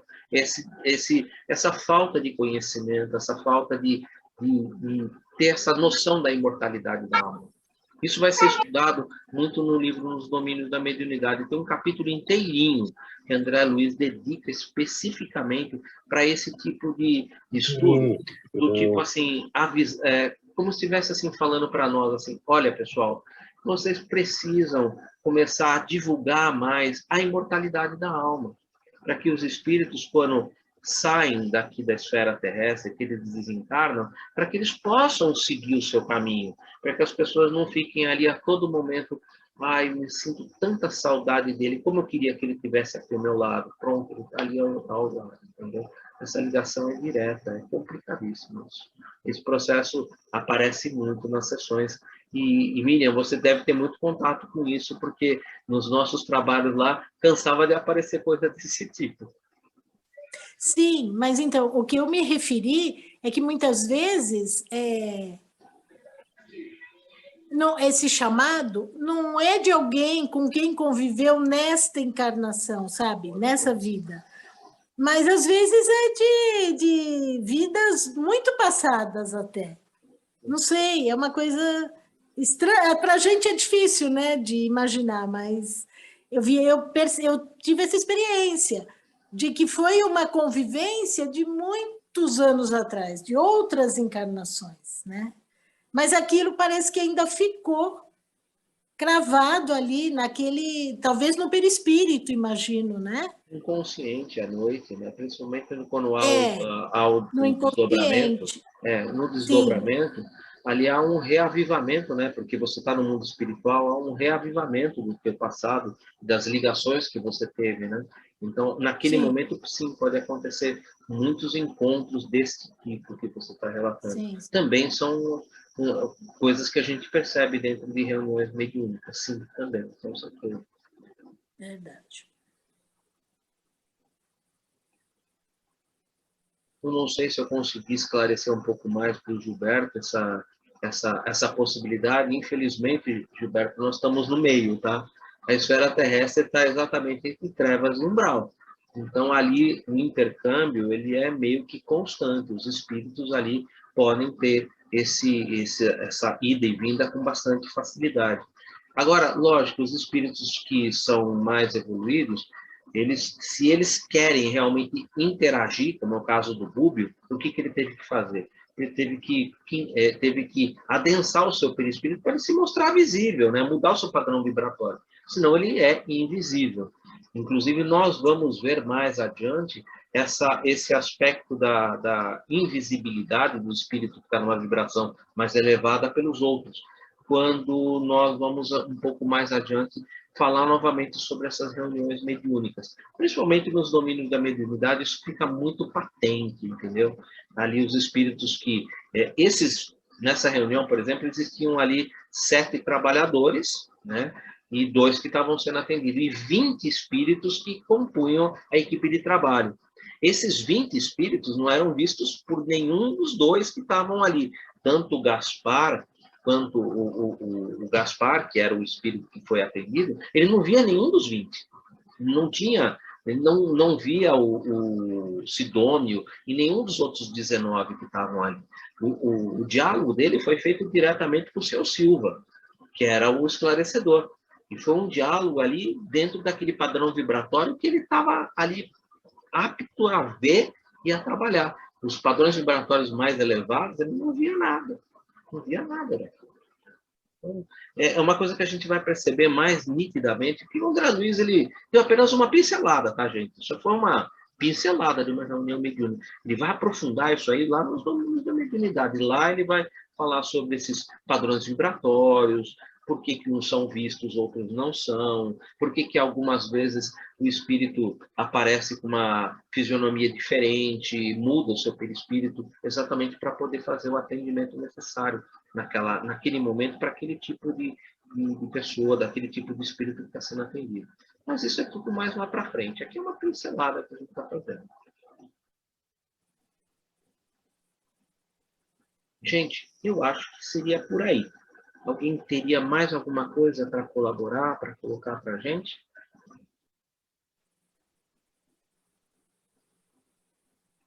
Então, eu queria agradecer a presença de todos vocês. Semana que vem a gente vai começar o capítulo 16, encantamento pernicioso. Não é ainda na casa da Margarida. Como eu falei para vocês, é muito interessante. E eu acho que vai ser assim, onde nós vamos tirar um pouco dessas dúvidas que ficaram meio no ar, de proteção, até onde vai essa proteção, até onde essa proteção caminha, e tem que haver um respeito do livre-arbítrio. Então, a gente vai perceber que essa nossa irmã, a dona Isaura Silva, ela tem liberdade.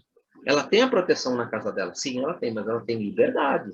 E essa liberdade permite com que ela vá ao encontro de outras pessoas e que ela receba, esteja ali sendo influenciada para essas outras pessoas, porque ela vai em busca respeito ao livre-arbítrio. Então, vai ser interessante para a gente ali perceber e tirar essas últimas dúvidas que a gente tem, assim, até onde essa proteção vai, até o que eu sou protegido, onde eu posso ali não encontrar proteção. Semana que vem vai ser muito interessante. Acho que a gente vai poder, inclusive, no final, conversar um pouco mais a respeito sobre isso, porque vai ter mais substância, né? Vai ser muito bacana. E eu convido vocês, então, a gente na semana que vem dá continuidade no capítulo 16. O capítulo 19 eu terminei ele hoje de fazer os slides, mas ainda falta fazer algumas revisões. Assim que eu terminar de fazer as revisões, eu já coloco, como já coloquei o 18, né? Eu já coloco o 19, e aí eu vou ter que fazer o capítulo 20. O capítulo 20 é um capítulo que é muito emotivo, né? Nossa, é um capítulo que vai ser, assim, fantástico, porque é muito emotivo esse capítulo. Vamos ver se eu consigo fazer ele bem legalzinho, porque ele é muito emotivo, muito legal. Muito bom. O capítulo 20 realmente é fantástico. Bom, mas isso é cenas dos próximos capítulos. Quem pode fazer para a gente o encerramento, por favor?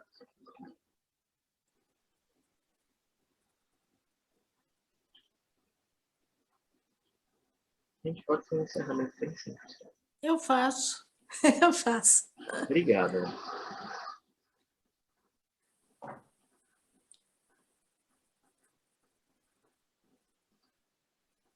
Vamos, então, procurar manter ainda mais um pouco essa nossa conexão, esse nosso pensamento elevado no intuito de aprender, de conhecer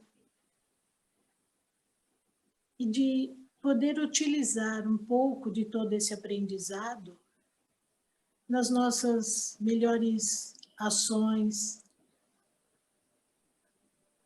no nosso relacionamento com todas as pessoas com as quais convivemos, melhorar sempre os nossos pensamentos, pensar sempre 2 vezes antes de tomarmos alguma atitude mais agressiva, sempre ponderar se realmente há necessidade, né?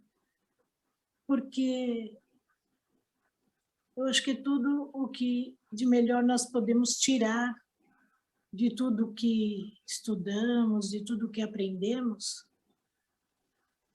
é como podemos ser uma pessoa melhor e mais voltados na prática de todos os ensinos que o nosso Mestre Jesus nos deixou. Prestarmos atenção sempre nas nossas intuições recebidas dos nossos mentores, que também estão ali trabalhando sempre, incessantemente, para nos auxiliar, nos ajudar.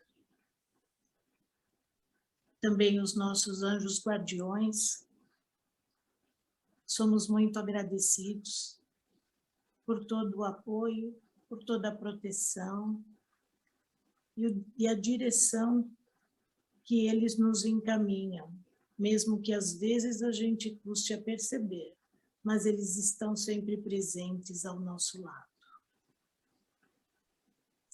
E assim, muito agradecidos estamos por esta oportunidade, pela disponibilidade de todos, disponibilidade do Edu de preparar estas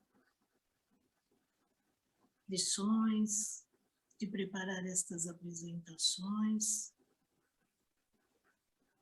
E assim, pedimos que possamos ter uma boa semana de paz, de harmonia nos nossos lares, nos nossos ambientes de trabalho, e em todos os lugares onde for necessário estarmos. E pedimos a permissão para encerrarmos a atividade desta noite com a prece de Ave Maria. Ave Maria, cheia de graça, o Senhor esteja convosco. Bendita sois vós entre as mulheres, bendito é o fruto do vosso ventre, Jesus. Santa Maria, Mãe de Jesus, rogai por nós, os pecadores, agora e na hora de nosso desencarne. Que assim seja, graças a Deus.